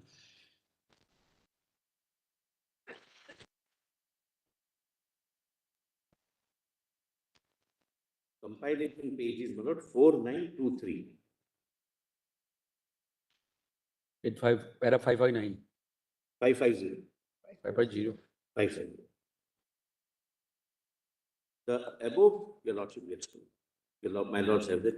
The above provision makes it clear the Legislative Assembly shall have the power to make laws in respect of any of the matters enumerated in the state list or in the concurrent list insofar as any such matter is applicable to Union territories except matters so and so.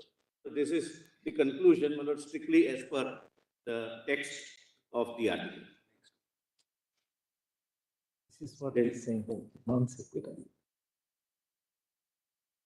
51, 552, I'm not reading, it's the same. Next two paragraphs, my lord. But 552, my lord, may give a little nuance. A look, 552. A look at the entire entries in list 2 and 3 indicates that there is no mention of Union territory. A perusal of list 2 and 3 indicates that although in various entries there is a specific mention of state, but there is no express reference to Union territory in any of the entries. For example, entry so and so. I am not relying upon it. I have already said. The above phrase, insofar as any such matter is applicable to Union territory, is inconsequential. The reasons are twofold. On the commencement of the Constitution, there was no concept of Union territories, and there were only Part A, B, C, and D states. After 7th Constitution Amendment, their first schedule, as well as Article 2 of the Constitution, were amended, which included mention of Union territory both in Article 1 as well as first schedule. Thus, the above phrase was used to facilitate the automatic conferment of power to make laws for Delhi on all matters, including those relatable to state list, etc. State list and concurrent list, except where an entry indicates that its applicability to the Union territory is excluded by implication or any express constitutional provision. What your lordship? So that, right, so the Bhushan also takes the same view that the Same use view, of the my word lord. state doesn't matter. The reason why state came in was because originally there were no Union territories at all before the 7th Constitution. Yes, my lord. Now, one submission of Dr. Singhvi, my lord, which I may, my lord, at the outset deal with and then come to services. The submission was that why insofar as is mentioned, so that every time the Constitution is not required to be amended.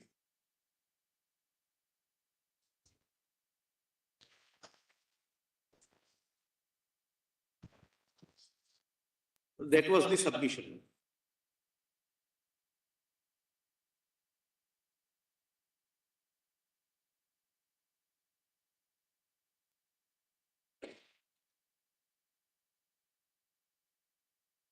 Yes.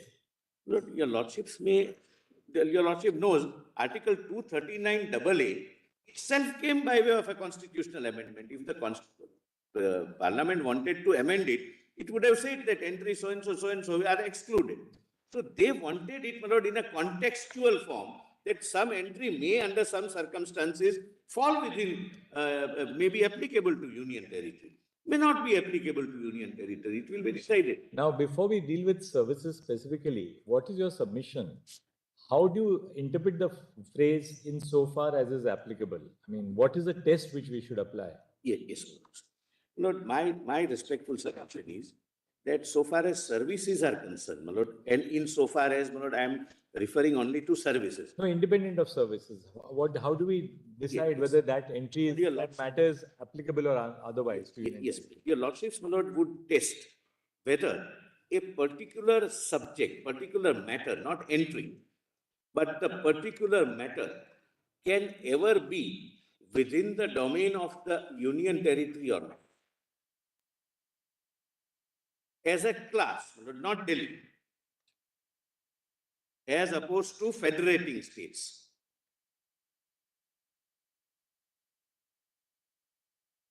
Now, taking an example, my lord, of services, as I have already indicated, I'm sorry, Yes. as I have already indicated, Lord, union territories are extension of the union government by definition and even constitutionally.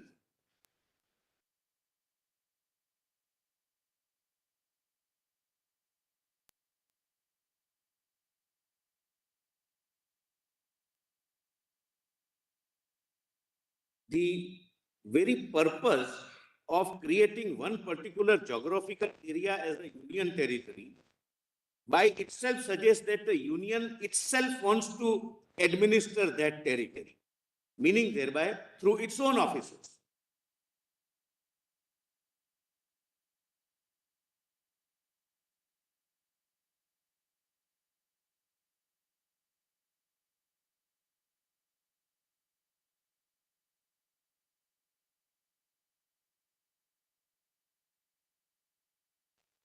Yes. So, all union territories are administered by central civil services officers.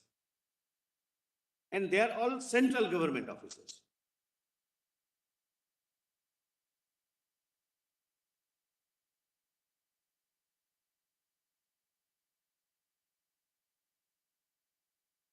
Then what is the purpose of having an elected government in Delhi at all? Yes, I'll just answer that. If the administration is to be carried out only at the beck and call of the central government, No. why have an elected government? I bow down. I'm kindly distinguish two things, my lord, and that everything will fall in place. The functions of the officers and administrative or disciplinary control of the officers. I'll just illustrate, my lord. When a central service officer, IAS officer or Denics officer, is posted, say at Dadra Nagar Haveli or in this case Delhi, as say particular commissioner where he is empowered, he is entitled to, or he is under an obligation of issuing licenses, then he will be guided by the policies of the state government. He will be answerable. I have shown the terms, the transaction of business rules. He will be answerable to his minister. His minister will formulate the policy of license, how to give license, how not to give license, what are the parameters to be considered, how this ministry would run. That functional control will be that of the minister, of the elected one. We are concerned with administrative control. Who puts, who appoints, who posts, who transfers, who departmentally prosecutes. That officer cannot ask the Home Secretary whether I should give the license or not. He may have to ask his minister that whether I should give license or not. So there are two different things. Functional control is obviously with the minister concerned. That's the transaction of business rules. But suppose the officer is not properly discharging functions. Now see how anomalous this would be. If an officer is not discharging his function role properly, the Delhi government will have no role then to say that, well, I'll shift this person and get someone else. Lord, even Can that ever be? I'll If answer. functional control you concede in terms of the TBR also has to be with the Delhi government, then can we say that, look, you will have no, they will have no jurisdiction or no authority in respect of where he will be posted, whether he should be in education or whether she should be in environment or whether she should be in somebody else should be on something else. Lord, I'll answer that question, and I must Road answer that construction. question, Lord, squarely. Lord, the examples given were, my Lord, very, very simplistic examples that I don't want this man to be in the health and I want him to be in the industry. Look, can I not do that? Lord, let us examine the fundamental question why that control is necessary. Suppose the central government, as per the rules, my Lord, which I will show, posts a particular officer as industries secretary or secretary environment or any other secretary. Delhi is the capital of the country. But I'm sorry, Manoj, but this maybe really, Lord, going to the root of it. Lord, we have neighboring states. Capital has neighboring states. And maybe as per the policy of the Delhi government or irrespective of the policy government, he starts having a non-cooperation with some secretary dealing with the similar department in say Punjab or Haryana or Rajasthan or UP continuously. Suppose Haryana person, Lord, Home Secretary is dealing with say terrorism or dealing with Lord, some act, and this man never cooperates. Lord, would it not be imposing a question to myself necessary for the state government to say that no, you remain there, but you are shifted to health. Suppose health secretary, maybe as per the policy of the government or as per his own whims, start acting in a manner that there is an epidemic, either spread of epidemic, there can be a policy, but not, there is an epidemic or pandemic, and some actions are not taken for some reasons, which might have an all India implication. The state government must retain its control. And if there is a bona fide reason that this officer misbehaves, this officer is not suitable for the post, this officer has committed misconduct, then disciplinary authority is undisputably, as per law, the Ministry of Home Affairs.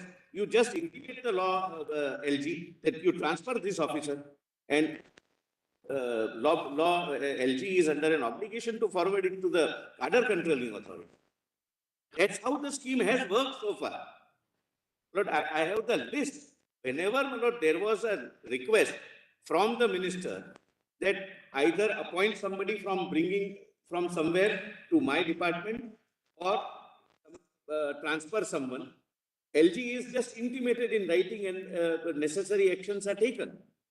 But as a law, as a constitutional proposition, Lord, that power is retained with the central government by LG as a representative of the President of India because you are administering the capital of the country.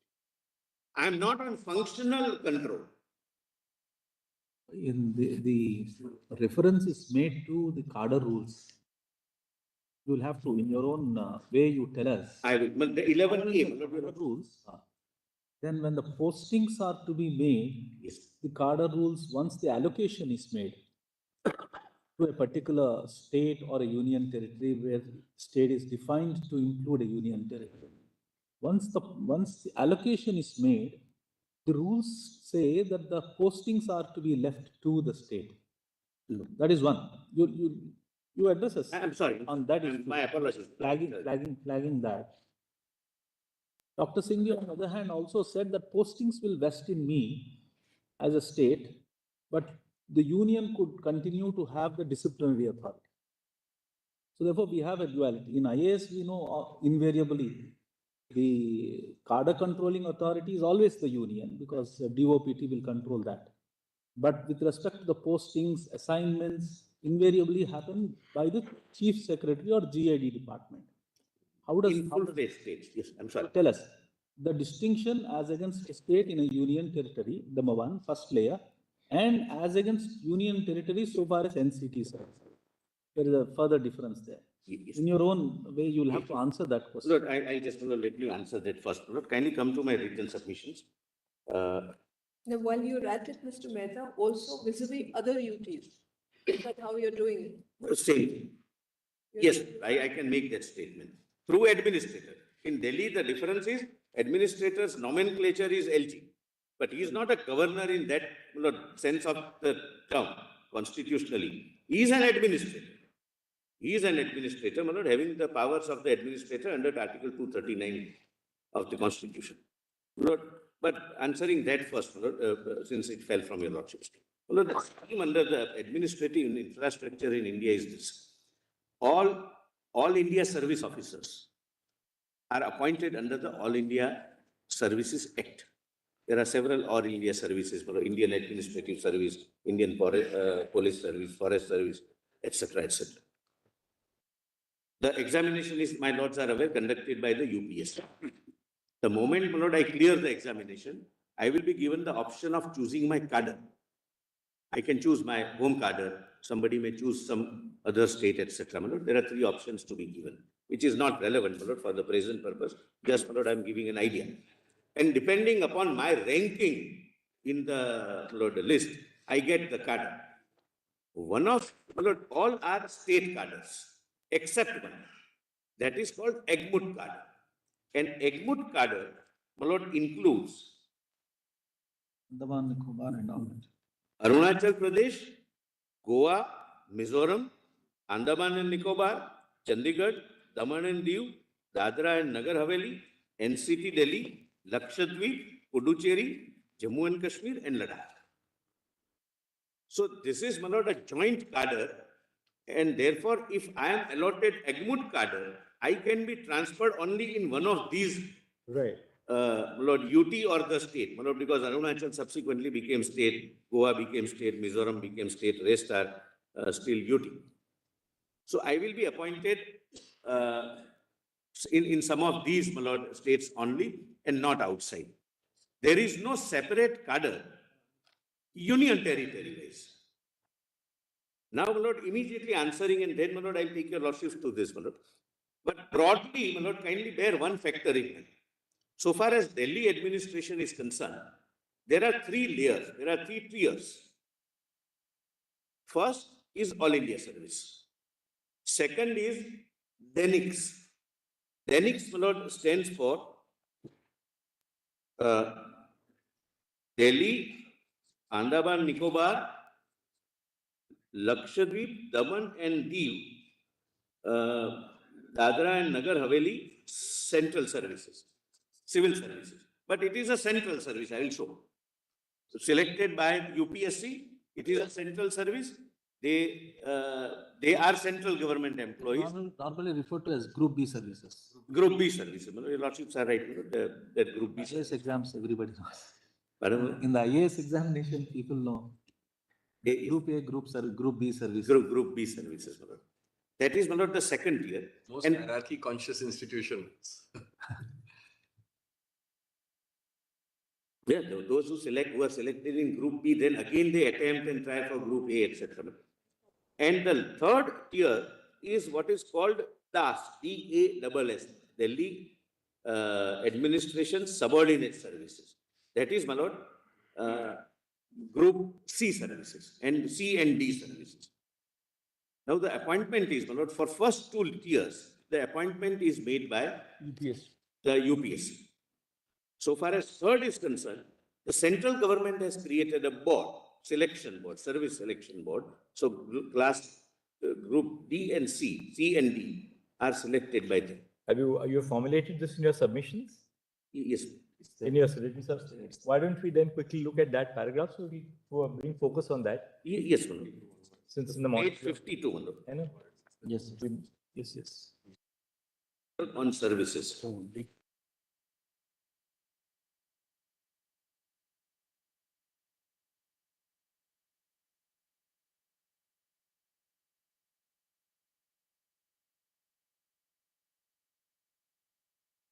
Page number, sorry. Lord, if your lordship don't mind, kindly come to page 55. 50? 5. But before that, if your lordships can just take the constitution, the chapter of services. Lord, part 18, start, 14, Lord, starting with 308, article 308. Your lordships are dealing with a question as to whether services and state service commission can fall within NCT of Delhi or not. My lord, kindly, my lord, this is slightly crucial. If I can show that there cannot be a state public service commission in NCT of Delhi, your lordships would not bifurcate entries that half entry is available and half is not available. Correct, my lord? That's a settled law of constitutional interpretation. Now kindly see 308. I have already, my lord, indicated this in the beginning. In this part, unless the context otherwise requires, the expression state does not include the state of Jammu and Kashmir. I have already said this was same Seventh Amendment where union territory was introduced, and therefore the legislative parliament has consciously not used the word union territory here. Now see 309, which I have already read. Now kindly come to 315.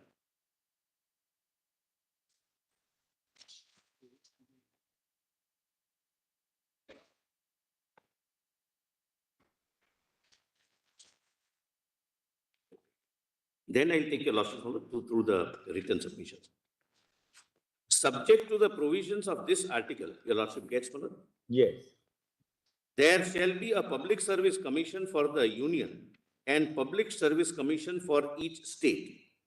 So first of all, literal interpretation means it is the state which can have public service commission. UT is excluded in 308. That is the first submission. Then 2, which becomes more clear.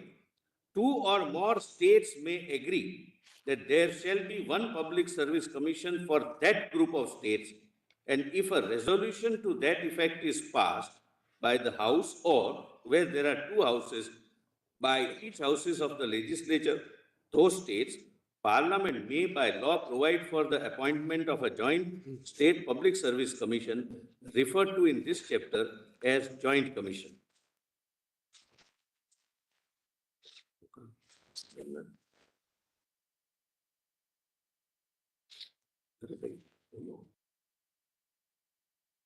Here also, it is kindly now see 4, sub-article 4. The Public Service Commission for the Union, if requested so to do by the governor of a state, may with the approval of the president agree to serve all or any of the needs of the state. And kindly see, my lord, the asterisk. What is removed? Raj Pramukh is removed. 315.4. My lord, Article 315, sub-article 4, I'll read again, my lord, the Public Service Commission of the Union, UPSC, if requested so to do by the governor of a state, may, with the approval of the president, agree to serve all or any of the needs of. So, the governor has the power, and kindly see, my lord, the governor is replaced by Raj Pramukh. Raj Pramukh was only for group part A and part B states. That is, constitutional, the federating states. Part C was, Delhi was part C state. And most importantly, this Raj Pramukh is also deleted and governor is made by the very same amendment by which union territory came into picture. So this completely excludes a possibility of union territory having a public service commission.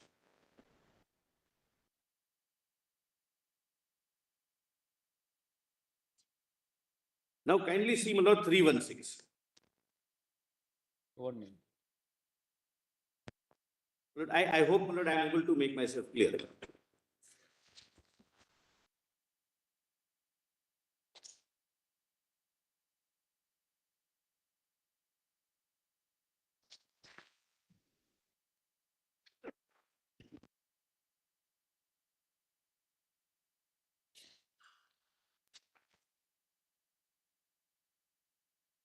Lord, the submission is the very same amendment, namely 7th constitutional amendment, which introduces union territory, which introduces administrator for union territory, amends Article 315 to include only the government, meaning thereby here state means state, not union territory.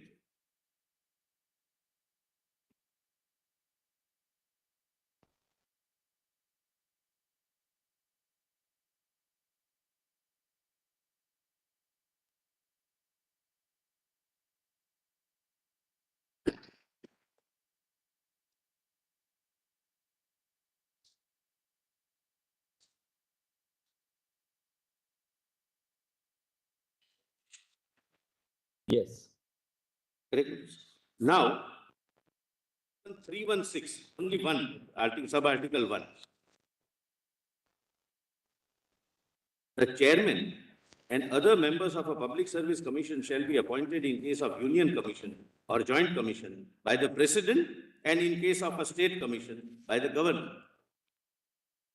There is no provision for administrator appointing the chairman because there cannot be a service commission for union territory.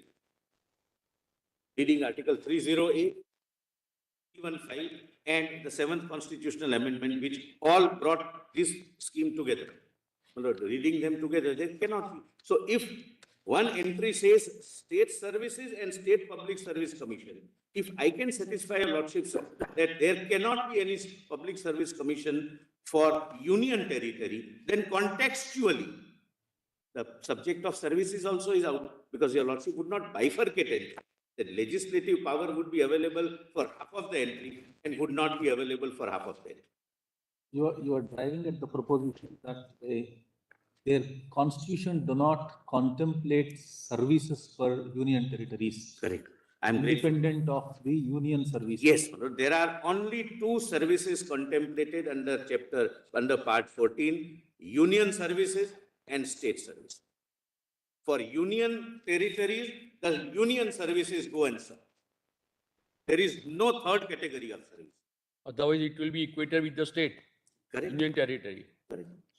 Or maybe central services, because union territory is an extension of union. Union. It's union service. Yes. Union service. There cannot be a third service there is no third service contemplated under the Constitution. Now, my lord, quickly answering, my lord, kindly come to the rules itself, rather than going through my, lord, written submission, which I'll immediately, my lord, quickly go through. But I want to answer that 11A question, my lord, which my lords have very rightly flagged. But first, let me show, my lord, Denix. I'll go, my lord, in a reverse chronology. First, my lord, I will show Das.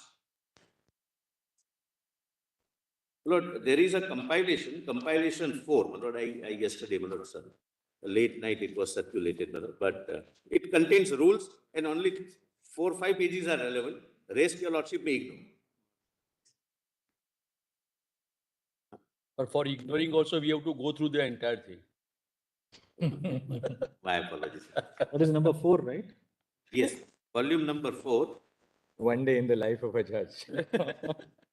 Yes, my lord, that. Convenience. 4. Lord, I am reading item number 9, NCP of Delhi, Lord, Denic rules. 142, page 142. Lord, my lord, the Chief Justice, my lord, very kindly put the query. Where is the power of appointment? From where do I get it? Who appoints? Therefore, my lord, I am going by my lord. Das first, Lord, I'm sorry, page number I am giving wrong. 188. 188. 188. You said 140. 188. Item number 11, my lord, PDF page would be 200. I'm sorry, 190. 190. English. There is English version. No, continuation. 200. Okay.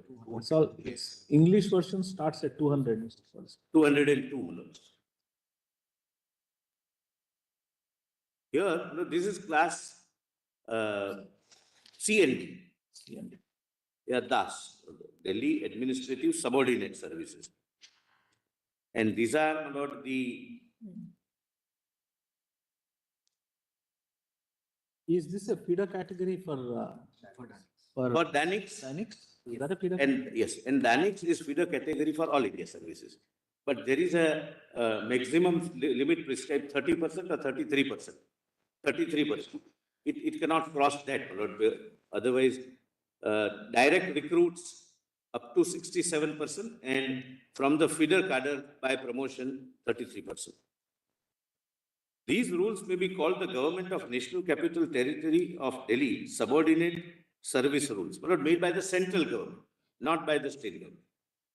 Definitions. Lieutenant Governor means Lieutenant Governor of the NCT of Delhi appointed by the President under Article 239. Then appointing authority in grade 1 and grade 2 means the Chief Secretary, and in relation to grade 3 and grade 4, the heads of department concerned for the purpose of these rules. Then commission means the Union Public Service Commission. Then direct recruitment means recruitment through competitive examination held by Delhi Subordinate Service Selection Board. And board means Service Selection Board. Then your lordships, my Lord Justice Narasimha rightly pointed out, my Lord, grading also is given in Rule 3. This was what I was saying. My Lord, kindly Rule N.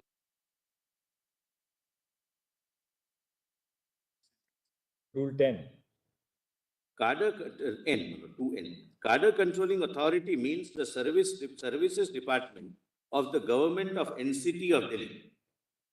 But like DOPT in the center, there is a service department in GNCT. In other states, it's called GAD, General Administration Department. They take care of service related.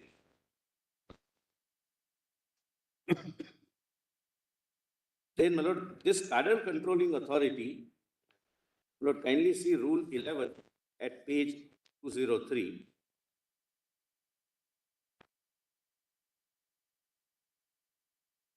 The cadre controlling, your lordship gets at the foot 11, Rule 11.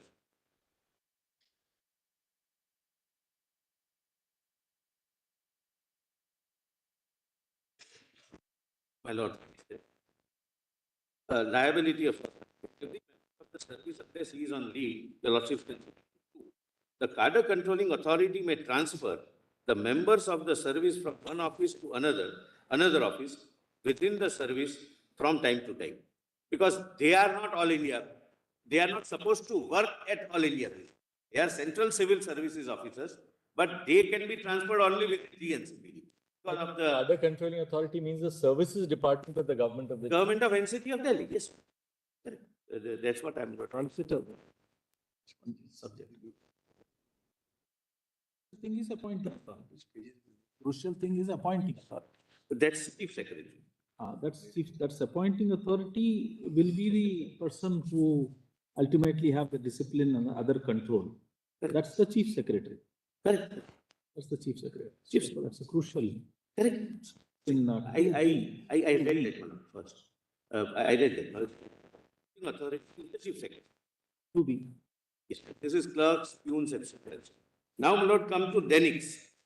That is at page 142. CV 4. New CV. New. 142. All are on record. File together. 142. PDF 144.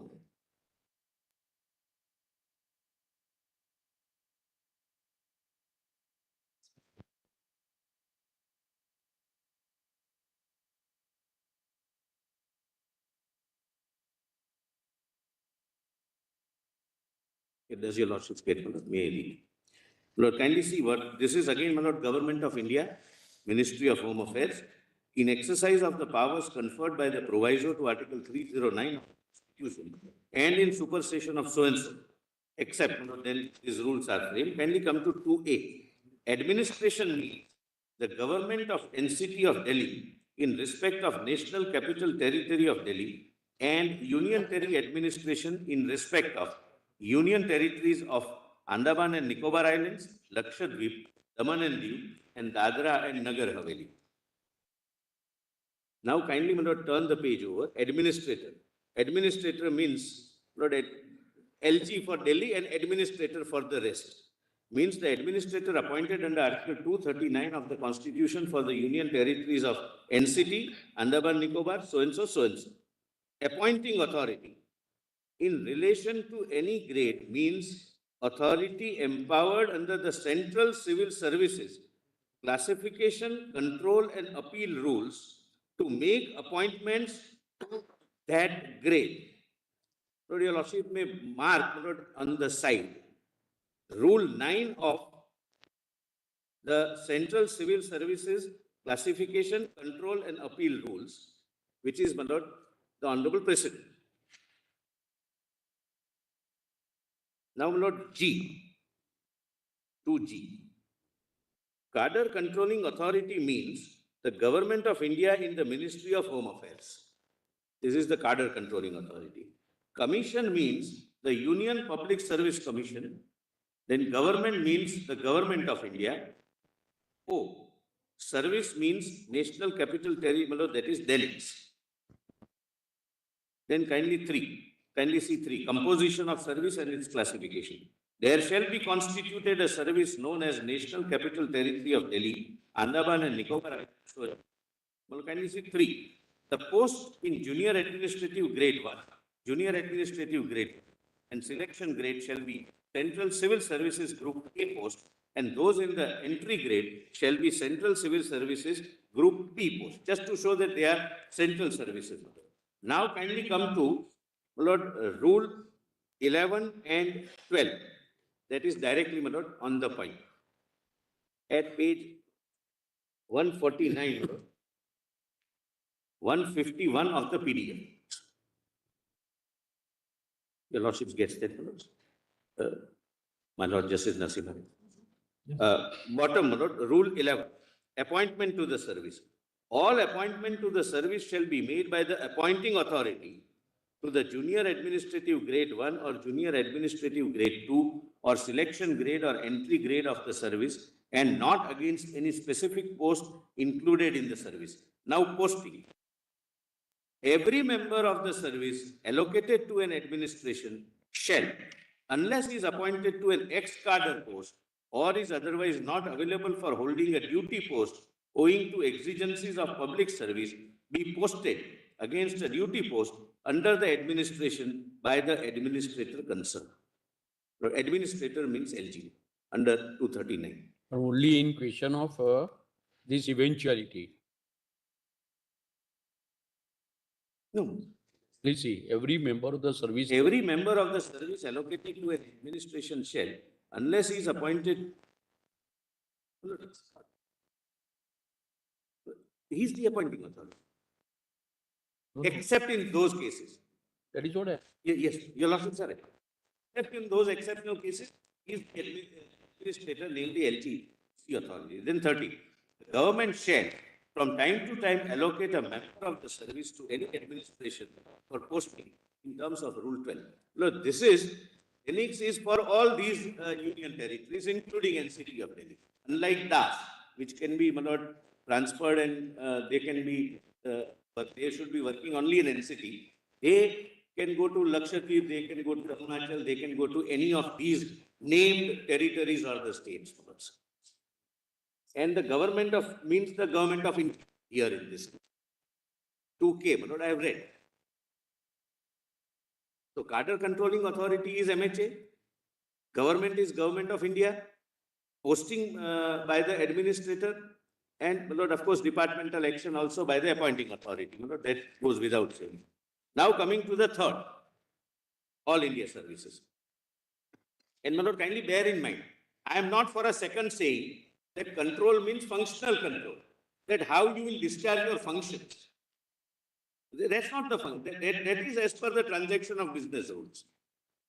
If a health secretary is supposed to discharge certain functions, he has to say purchase something. Then he did not ask the health secretary of the union. He will go by the health ministry of GNCTD, the health minister of GNCTD. Control is administrative control, posting, transfer, departmental action, etc. That's the issue here. Kindly, my lord, come to page 1 of this compilation. Indian Administrative Service recruitment rules.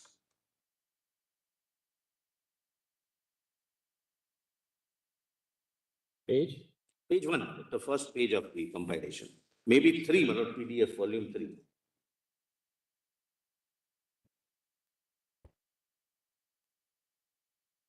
These rules may be called the Indian Administrative Services recruitment rules.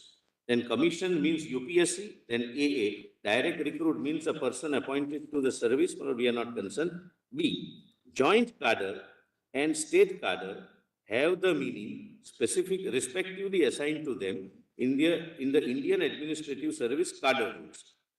Then E, service means IAS. 3, well, it keeps on adding IAS, IPS, IFS, but that we are not concerned. We are concerned only with the Indian Administrative Service.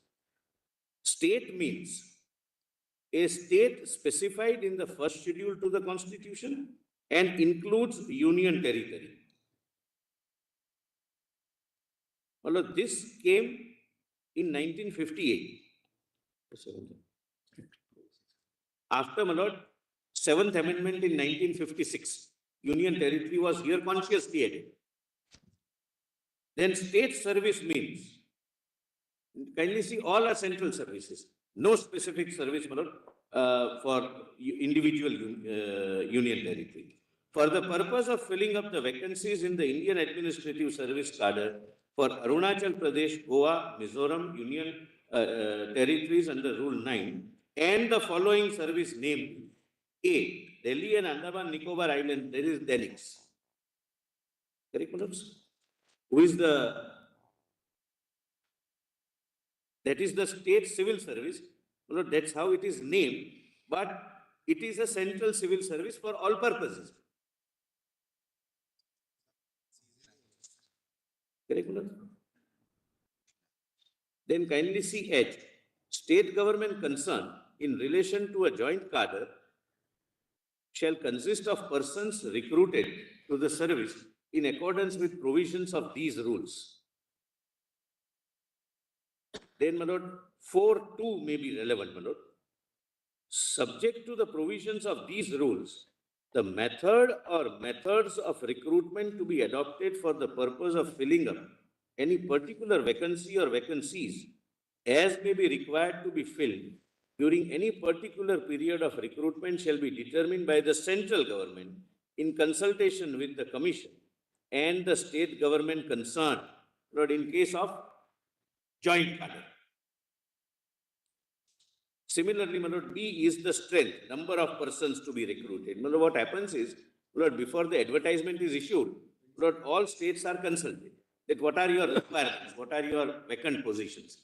And thereafter, my lord, making that assessment, that is the consultation, my lord, which the central government does. My lord, since inception, Lord, the advertisements are issued and UPSC creates conducts the examination. Then, my lord, kindly come to Rule 7. Recruitment by competitive examination. A competitive examination for recruitment to the service shall be held at such intervals as the central government may, in consultation with the commission, from time to time determine. Then, my lord, recruitment by promotion. Lord, I have already said, I need not labor much because it's not directly concerned and there would not be any dispute. DENIX is the feeder cadre for promotion to all India services. Inter-area, there can be other feeder cadres also, like Maharashtra Administrative Service or Gujarat Administrative Service, etc. So now kindly come to All India Services Discipline and Appeal Rules. Page 9. PDF page 11. Kindly see 2C. Who is the disciplinary authority? The Lordship gets one.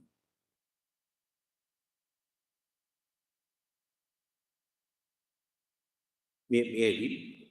Yes.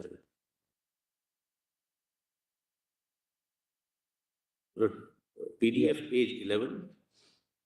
The All India Services Discipline and Appeal Rules. 2C. May I read, Manoj? Government means in case of a member of the service serving in connection with the affairs of a state or who who is deputed for service in any company, association, or body of individuals, whether incorporated or not, which is wholly or substantially owned or controlled by the government of a state or in local authority set up by an act of legislature of a state, the government of that state. When melodies goes to the state cadres, Gujarat cadre, Maharashtra cadre, etc. Two, in any other case, the central government. So for central services, functioning, kindly remember 309, working in the affairs of the union is the expression used.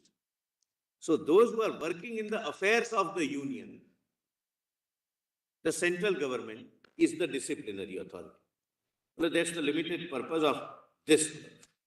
Now, my lord, kindly see, my lord, that query which fell from my lord Justice Narasimha. I may, my lord, kindly respectfully try to answer that. Kindly come to PDF page 91, that rule 11A. There is a dichotomy in the drafting, but I'll be able to, my lord, remove that dichotomy, my lord, if the way I intend to read it, my lord, I can persuade you. Page 91. 91, my lord.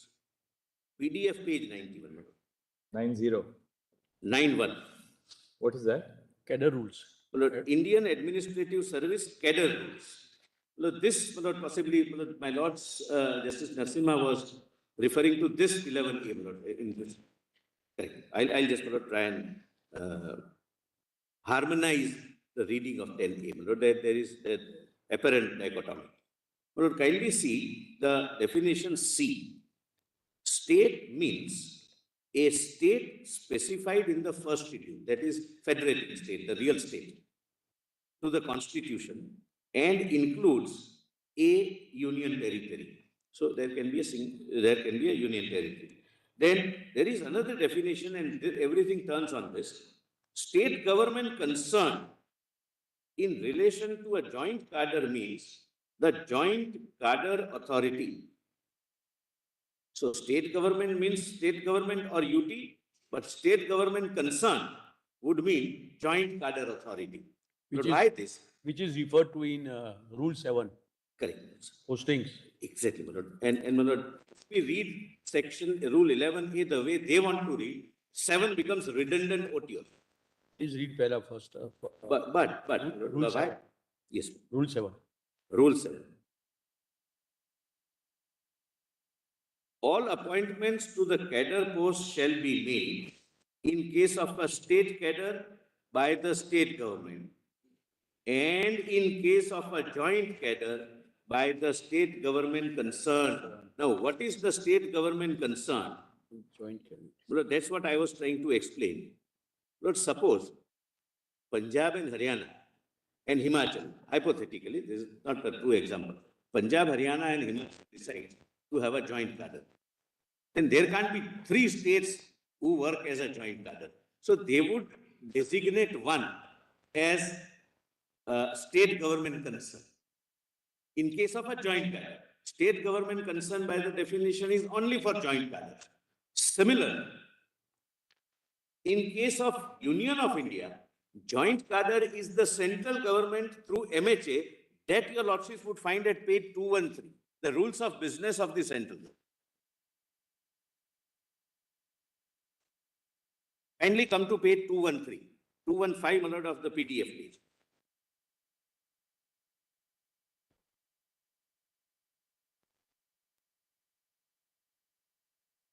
What bookmark is that? Mr. Lord, it kindly come to 308 directly. PDF bookmark. Well, 12. But it's a long rules, my lord, but I am directly coming to 308, the relevant part. This is, my lord, rules of business made by the president. But how does he get over?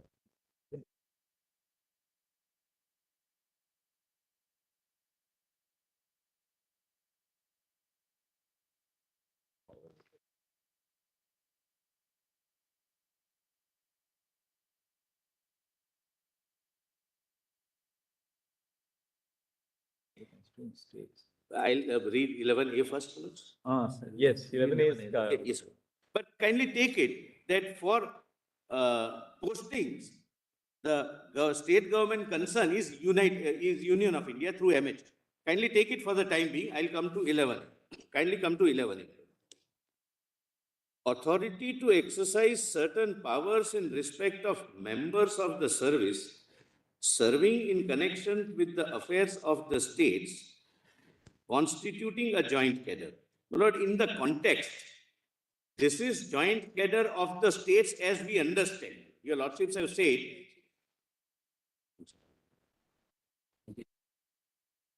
I'm sorry, page 93. A PDF page can be 95. Volume, I've got it. Thank you. yeah, 93, correct. My Lord, this is Nasima again. I'll read it again, my Lord. Authority to exercise certain powers in respect of members of the service serving in connection with affairs of the states constituting a joint cadre. Lord, here the word state is used in the sense of federating states. When there are Haryana and Himachal and Punjab, etc., not with UT. And why I say so, my Lord, kindly see. The powers of your lordships have seen, 7 says appointing authority is the state government concern, which is Union of India.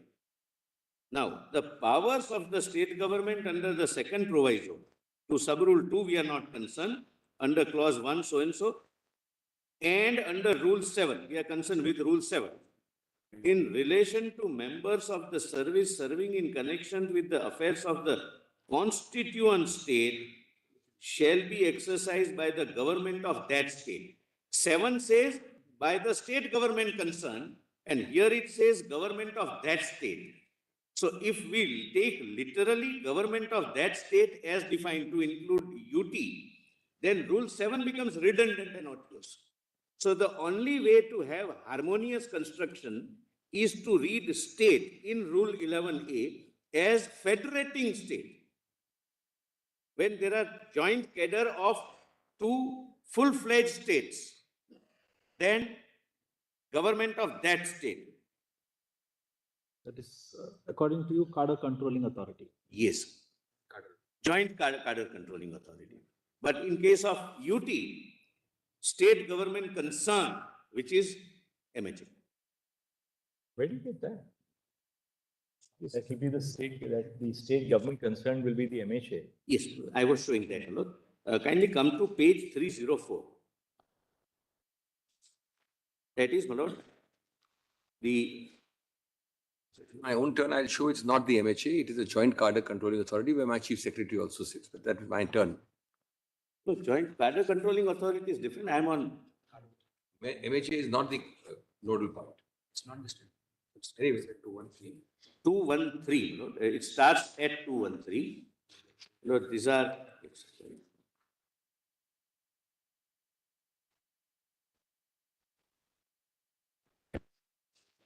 I'll come to that joint cadre control. Your briefing is a little earlier than what I suggest. Asking the page number, I'm not interrupting. No, you can interrupt. But 304.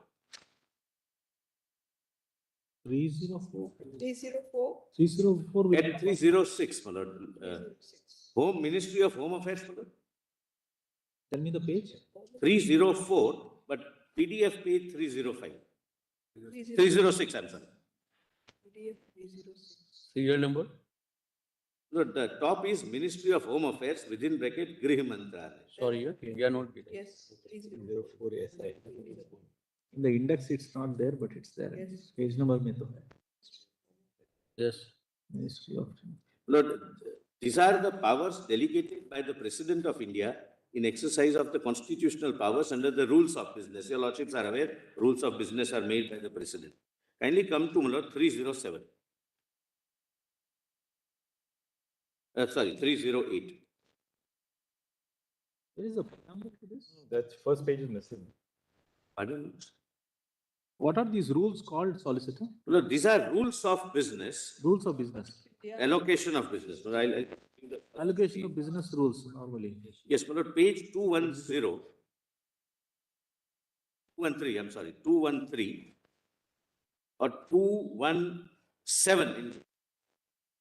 215, sorry, there is a 215. Can you see, my lord, the government of India within bracket allocation of business, bracket over schools, 1961. That's right. Correct, my lord? This is a part of that. 308 is a part of these rules. 2 and 3 years. Application. Lord, kindly see 3, Roman 3 at page 308. Union territories. Page 308. Yes. What are the subjects which are which are given to the Ministry of Home Affairs by the President? Union territories. 7. Union territories with legislature. A. National Capital Territory and City of Delhi. All matters falling within the purview of the Union government in terms of provisions contained in Part 8 of the Constitution, insofar as these are applicable to the National Capital Territory of Delhi and the Government of National Capital Territory of Delhi, excepting matters with respect to entry 18 of the state list and all such matters as have been specifically assigned under these rules. So first, my lord, if your lordship takes the view that services fall within union, the power, my lord, then 1 would be the relevant clause. Then I'll read first. All powers and functions of the central government as per provisions of the MCD Act. Your lordship may kindly skip. B, your lordships may kindly skip. That's for Puducherry. A, making of regulations under Article 240 of the Constitution for peace, etc. Your lordships can directly come to D. General questions relating to public services in the union territories and service matters insofar as these fall within the purview of the state governments relating to not all service matters of union territories. Service matters insofar as these fall within the purview of the state government relating to the officers of Indian Administrative Service and Indian Police Service serving in connection with affairs of the union territories. NCT of Delhi, Andaman and Nicobar Islands, and there is DENIX, and Puducherry Civil and Police Services. It's a civil service, but known as Puducherry Civil Service. And E is appointment of lieutenant governors and administrators in the UTs. So all service matters, my lord, for UTs with regard to IAS, IPS and DENIX is, my lord, MHA. So this is Union of India's allocation of business rules. Correct. Made under section, article Yes. I think executive. one, there. 60, 72. There. The lordship will give me money. All state governments also have this. Article 77, clause 3.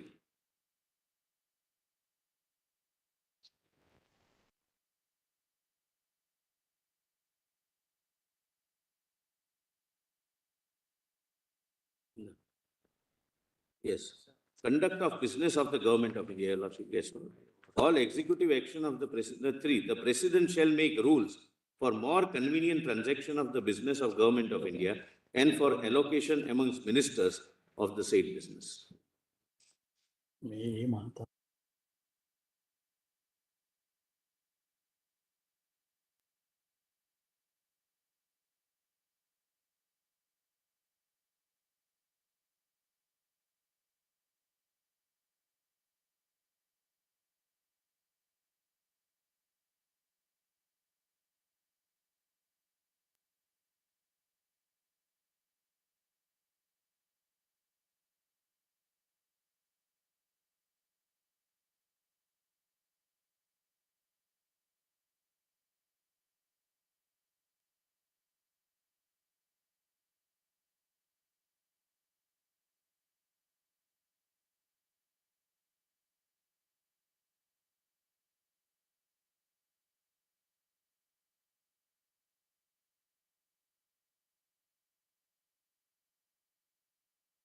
Well, how long would you take roughly? Because we are just first tell us what's your time estimate? My lord, I'll, without repeating, my lord, at least an hour.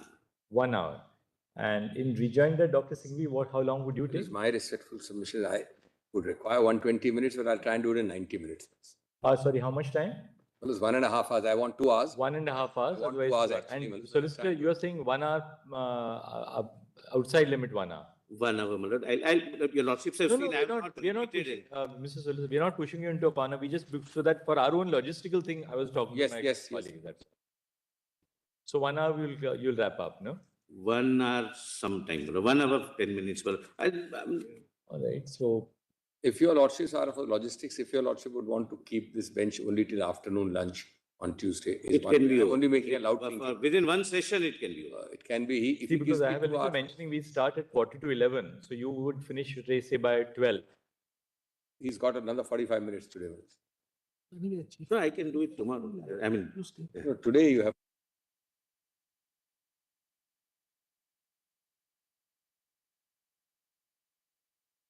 To finish today? 1 hour from now. this is a new topic, my lord. Let me, my lord, finish on Tuesday, my lord. Unless, my lord, your lordships are otherwise occupied or something, my lord, there is some inconvenience. No, because we wouldn't like to give a break in a constitution bench Yes, yes. matter, because if we suppose keep it after 2 weeks, then the No. matter is the gone. purpose We is want to gone. complete start to finish in a constitution bench. I normally do that even in regular matters, I but know, your lordships. Well, this is a matter of the moment.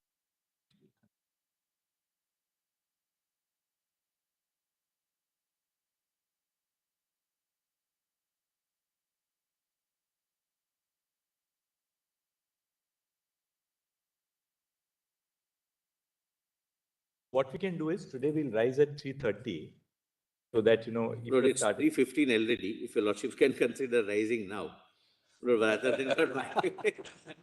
Unless your lordships, No, we your can lordships gave an inch. more time on that. My learned friend wants a yard. Man.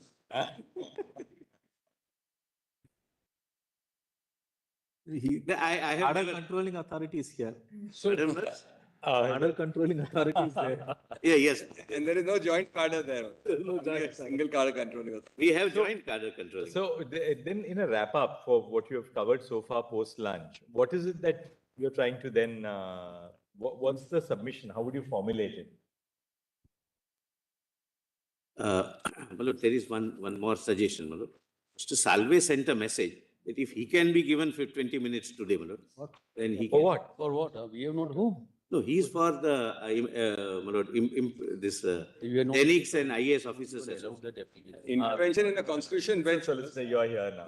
Intervention in a constitution bench, your lordship doesn't allow like this. What employee? No, Last day, my lordship has had 2 years of dates before the earlier predecessor bench of my lord. We don't fight on this, my lord. We don't fight. I'm not telling you. I'm He talking about- mentioned, my lord, your lordship said, we'll hear you. What That's all. intervention? I mean, an officer's now, No, on a question of law, my lord, not that he will. Then your lordship, You're there, you're so many there. people intervening this side, that side. You are there. I'm fine, my lord. I'm supposed to assist your lordship, my lord. Your lordship will then have somebody this side, then that side. That's not the point. So many people can intervene. Let's not. So then what we can do is we'll, 1 second.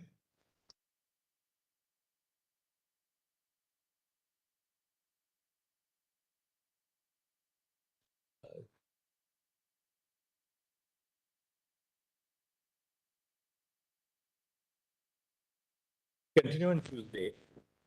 First on board, we'll continue with the CB. We will not break. Oblige. Yeah, obviously. Tuesday. Do that actually. My courtmaster courtmasters are very smart people.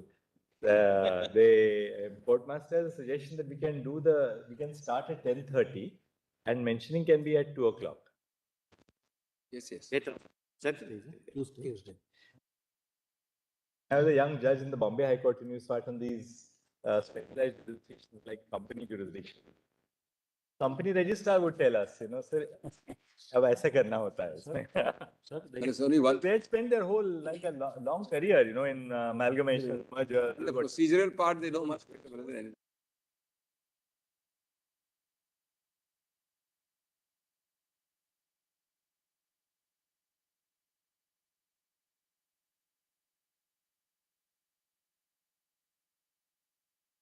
Master, my lord, Justice Shah would know.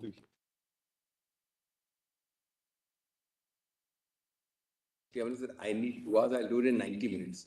My learned friend starting at 10:30 will have to give me 90 minutes. That your lordship is able to rise at lunch. I made that clear. I should not be boxed in for less than 90 minutes. That's all. Whatever time, All right, we'll give Mr. Solicitor 1 hour flat. Yes. You can take 1 hour flat. I'll do it. 2.5 As long as that's clear. So in the first session, all of you, both of you. Absolutely, but if I get my 90 minutes, I'll not exceed. Whatever is there, we'll put it in. I'll not exceed. I just request you for the 90. मतलब court चतुर भाई मतलब So my own, you see, bench clerk. Huh? The moment the matter was signed, he was ready with all the matter, judgments. he would say that there is a direct judgment on this point and he would give it to the judge. And particularly, you know, people like our insolvency registrars in the High Court, the company registrars, because they are so well versed with the procedural I get a aspects. procedure, that's something. They are basically very equipped with procedure. It's about. Like,